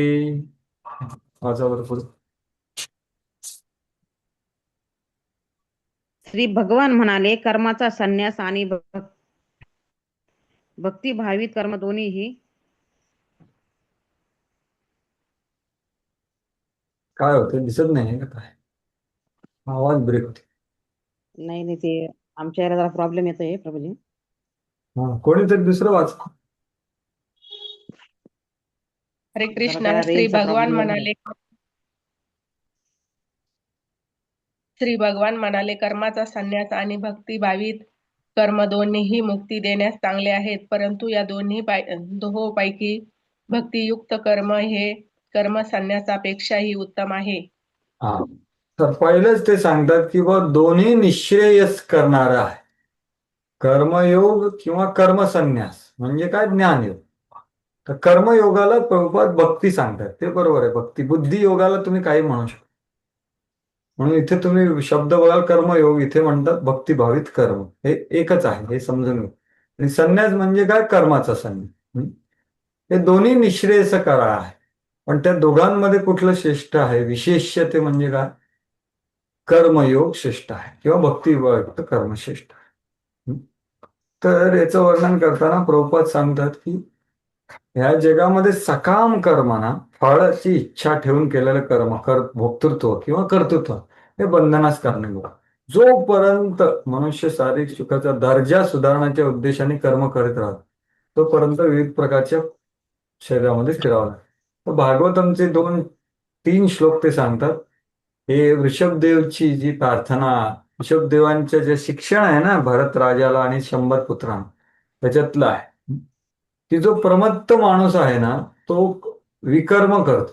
म्हणजे काय? पाप करतो. का? इंद्रिय तृप्तीसाठी. ते तर खूपच क्लेशद आहे. म्हणूनच मनुष्याने विकर्म तर केलंच नाही पाहिजे. मग काय त्यांनी कर्म करायचं का? फक्त नाही, ते पण नाही केलं पाहिजे. कारण काय, नुसतं कर्म करत राहिलं तर त्याचं मन फळामध्ये असतं आणि तो बंधनात राहतो. पाप नाही केलं तर पुण्य करत राहील, पण शरीर बंध तुटत नाही. म्हणून काय केलं पाहिजे? पराभवस्तावद अबोध जातो यावन्न जिज्ञासत आहे. जिथपर्यंत तो आत्मतत्वाची, भगवत तत्वाची जिज्ञासू होत नाही तोपर्यंत त्याचं जीवन पराभवच आहे. तो पाप करत असेल तर तो मूर्ख आहे, नाही तो पुण्य करत असेल तर थोडा शहाणा मूर्ख आहे. बस, दोघंही मूर्ख आहे. कारण ते शरीर बंधात आहे. का? कारण मन कर्मवशांमध्ये असतं. जिथपर्यंत भगवत भक्ती, भगवत प्रीती येत नाही तोपर्यंत मुक्ती मिळत नाही. प्रीतीर्न यावन मयी वासुदेव, असं ते सांगून पुढे सांगतात की कसं हे ज्ञान महत्वाचं आहे. नुसतं की मी देह नाही, मी आत्मा आहे, हे ज्ञान पुरेसं नाही. त्या आत्म्याच्या स्तरावर माणसाने क्रियाशील व्हायला पाहिजे. आत्मस्तरावर कर्म करणं आवश्यक आहे, नाहीतर भगवत बंधनातून मुक्ती मिळू शकत. परंतु कृष्ण भावनाभावित कर्म हे सकाम कर्माप्रमाणे नाही. पूर्ण ज्ञानयुक्त होऊन केलेल्या कर्माने वास्तविक ज्ञान प्राप्तीमध्ये प्रगती होते. म्हणून ते विशेष आहे. आणि हे का करावं लागतं? आपण म्हणून नाही, कर्म नाही, सगळं सोडून मी फक्त हे करतो. पण ते शक्य नाही ज्ञान करणं. जोपर्यंत हृदय शुद्ध होत नाही तोपर्यंत फलाशेनेच कर्म करावं लागतं. कारण हृदयात अशुद्धता म्हणजे काय? स्वार्थ आणि देहात्मभूत. म्हणून काय करायचं? कृष्ण भावना भावित कर्म, ते आपल्याला सकाम कर्माच्या परिणामापासून मुक्त करते. तर हे फार महत्वाचं आहे. हे आपल्याला योग्य मार्गदर्शन गुरु साधू शास्त्राने कळेल की मी काय केलं पाहिजे माझ्या स्तरावर, जेणेकरून पुन्हा भौतिक स्तरावर कर्म करावे लागेल. आणि मग युक्त वैराग्याचं सांगतो की त्याला कळतं की बस सगळं भगवंताचंच आहे आणि त्यांच्या सेवेमध्ये लागलं पाहिजे. तर मी त्याचा प्रयत्नशील होईल मार्गदर्शनाखाली. तेच प्रभुपाद सांगतो. ज्ञेयस्स नित्य संन्यासी यो न द्वेष्टी न कांक्षती निर्द्वंद्वो हि महाबाहो सुखम बंधात प्रमुच्यते. वाचा. हे महाभाव अर्जुना, जो द्वेष करीत नाही ते तसेच आपल्या कर्मफलाची आकांक्षा करीत नाही तो नेहमी संन्यासीच असल्याचे जाणावे. सर्व प्रकारच्या द्वंद्वातून मुक्त असणारा असा मनुष्य सहजपणे भौतिक बंधन पार करतो आणि पूर्णपणे मुक्त होतो. हरे कृष्ण. बघा, जो द्वेष करत नाही आणि कर्मफळाची आशा करत नाही तो खरा संन्यासी. नुसतं कर्म सोडलेला किंवा भगवाग्रस्त घेतलेला संन्यासी नाही. त्याची चेतना काय आहे? त्या चेतनेने संन्यासाचं परिभाषा होते. ही भगवंताची परिभाषा आहे. कोण आहे संन्यासी? न द्वेष्टी न कांक्षती, हा संन्यास. ना की दुसरा. तो सर्व प्रकार निर्द्वंद्व तो माणूस पार पडतो. तर तेच प्रभुपाद सांग. आणि हे 2 मार्ग निःश्रेयस्कर आहेत ना, तेच इथे सांगतात. सांख्ययोग पृथक बाला प्रवदन्ति न पंडिता एकम अप्य आस्थित सम्यक उभयोर्विंदते फलम. वाचा. हरे कृष्ण. केवळ अज्ञानी लोकच भक्तियोग, कर्मयोग या भौतिक जगताच्या विश्लेषणात्मक अध्ययनापासून सांख्ययोग भिन्न आहे असे म्हणतात. जे लोक वस्तुतः ज्ञानी आहेत ते म्हणतात की या दोन्ही मार्गांपैकी कोणत्याही एका मार्गाचे चांगल्या रीतीने जो अनुसरण करतो त्याला दोन्ही मार्गांचे फळ प्राप्त होते. तर इथे काय म्हटलंय? तू विचारतोय मला हा श्रेष्ठ का तो श्रेष्ठ? अरे हे लहान मुलांचा विचार आहे. दोन्ही हे मार्ग आहेत, ते दोन्ही मार्ग निःश्रेयस्कर आहेत. आणि जो माणूस या दोघांना वेगळं बघतो तो लहान मुलासारखा. जो त्याला एक मानतो तो फळ प्राप्त. कुठलं? सांख्य म्हणजे काय? कर्मसंन्यास. आणि योग म्हणजे काय? भक्तिमय कार्य किंवा निष्काम कर्मयोग, जे काय तुम्ही म्हणता. हे दोन्ही विंदते फलम, दोघांना फळ मिळते. एक प्रक्रियेमध्ये वृक्षाचा मुळाचा शोध घेतो. सांख्य म्हणजे काय? शोध घेतला जातो. खूप विश्लेषणात्मक अध्ययन करतात उपनिषदाचं. सगळं कर्म सोडून देतात. तो गृहस्थ असू शकत नाही याच्यामध्ये, त्याला संन्यास घ्यावा लागतो. पण भक्तीमध्ये तसं नाही. दुसरा काय करतो? वृक्षाच्या मुळाला पाणी घालतो. असं प्रभुपाद सांगतात. यत्सांख्यै प्राप्यते स्थानं तद्योगैरपि गम्यते एकं सांख्यं च योगं च यः पश्यति स पश्यति. वाचा. जो कोणी जाणतो की सांख्य योगाद्वारे प्राप्त होणारे स्थान भगवत भक्तीद्वारे ही प्राप्त होऊ शकते, आणि म्हणून जो सांख्य योग आणि भक्ती योगाला समान रूपामध्ये पाहतो तोच यथार्थपणे पाहणारा होय. हरे कृष्ण. पुन्हा तेच आता ते फळ, दोघांना दोन्ही फळ मिळतं ते पुन्हा सांगतायत. ते मागच्या ज्या श्लोकात सांगितलं की जो असं बघतो तो खरा विद्वान, तो खरा व्यवस्थित दृष्टिकोन आहे. कारण काय, दोन्ही लोक मोक्ष प्राप्त करू शकतात. तेच इथे सांगितलेलं आहे. संन्यासस्तु महाबाहो दुःखम आप्तमायोगतः योगयुक्तो मुनिर्ब्रह्म नाचिरेणाधिगच्छति. आवाज आहे. आजचा शेवटचा श्लोक आहे. मी जरी अजन्म असून माझ्या दिव्य शरीराचा कधीच नाश होत आणि मी जरी सर्व ईश्वर आहे, तरी प्रत्येक युगायुगात मी मूळ दिव्य रूपात अवतीर्ण होतो. हरे कृष्ण. गुरुजी, तुम्ही कुठलं वाचलं? काहीतरी वेगळं वाटलं मला माहिती. नाही ना, 6वा श्लोक आहे ना. हा, सहावा 6वा आहे ना. सावध वाचलं ना हो. 6वाच वाचला. हो, मग तुमच्याकडचं थोडं भाषांतर थोडं वेगळं वाटलं. ठीक आहे. हे बा, ह्या श्लोकच आता शेवटचा, आजचा अजून 2च मिनिटं फक्त. की परत बघा, वाचायचं? ह्या श्लोकात सांगितलं आहे की कसं भक्तिमय कार्य श्रेष्ठ आहे, सोपं आहे आणि काय सुरक्षित आहे. कशापेक्षा? कर्मसन्यासापेक्षा. ते ह्या श्लोकात सांगितलं. संन्यासस्तु, परंतु संन्यासस्तु महाबाहो दुःखम आप्तुम अयोगतः.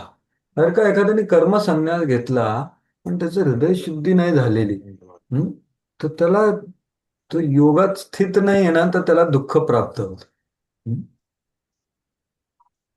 पण योगयुक्तो मुनीर ब्रह्म, जो योगयुक्त म्हणजे काय? जो भक्तिमय कार्यात लागलेला आहे किंवा निष्काम कर्मयोग करतो आहे, त्याला तसं दुःख प्राप्त होत नाही.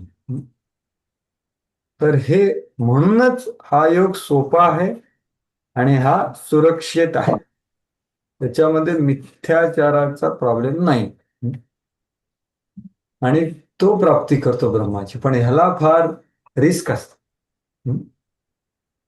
तर ह्या तात्पर्यामध्ये प्रभुपाद एका शब्दात सांगायचं झालं तर 2 प्रकारच्या संन्यासांची तुलना करतात. एक आहे कर्मसन्यासी, मायावादी संन्यासी, निर्विशेषवादी संन्यासी. दुसरे वैष्णव संन्यासी. तर निर्विशेषवादी संन्यासी हे कर्मत्याग करतात, पण वैष्णव संन्यासी खूप कार्यांमध्ये रुजू असतात. त्याच्यामुळे ते आनंदी असतात. हेच पुन्हा प्रभुपाद सांगतात. संन्यासाचे 2 प्रकार. मायावादी संन्यासी सांख्य तत्वाचे अध्ययन करीत, वैष्णव संन्यासी भागवताचं अध्ययन करतात. पण हे लोक क्रियाशील नसतात काही. म्हणून भगवत सेवेप्रत्यर्थ वैष्णव संन्यासी अनेक प्रकारच्या कर्मामध्ये संलग्न असतात. प्रचार, इकडे तिकडे फिरणे, मंदिर बनवणे म्हणजे बनवून घेणे, म्हणजे किती लोक काय बरंच कार्य. वैष्णव संन्यासांना भौतिक कार्यासाठी मुळीच देणे घेणे नसते, तरी ते आपल्या भगवत गतीमध्ये विविध प्रकारची कार्य करतात. पण यांचं काय आहे? त्यांचं अध्ययन अतिशय क्लिष्ट असल्याने कधी कधी ब्रह्म त्यांना कंटाळतात आणि योग्य ज्ञानाशिवाय भागवताचा आश्रय घेतात. की अरे थोडा लीला ऐकू आपण बघून. पण त्या भागवताचा अध्यायातही कष्टप्रद होते, कारण ते चुकीचं करतात.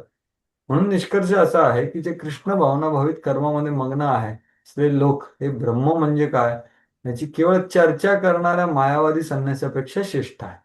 मायावादी संन्यासी अनेक अनेक जन्मांतरात कृष्ण भवनामध्ये येतात. तर असा हा सेक्शन आहे जिथे अर्जुनाला भगवंतांनी सांगितलं की बा हे जास्त श्रेष्ठ आहे. ठीक आहे, आता पुढचं आपण पुढच्या शुक्रवारी चर्चा हा नाही, शुक्रवारी नाही, उद्याही चर्चा करू शकतो.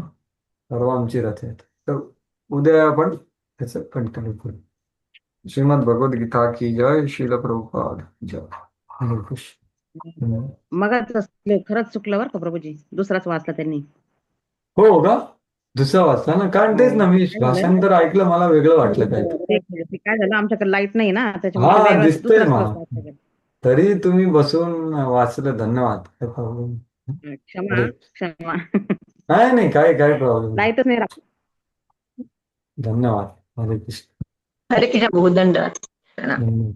हरी बोल प्रभुजी, हरी बोल, हरी बोल, हरी बोल, हरी बोल.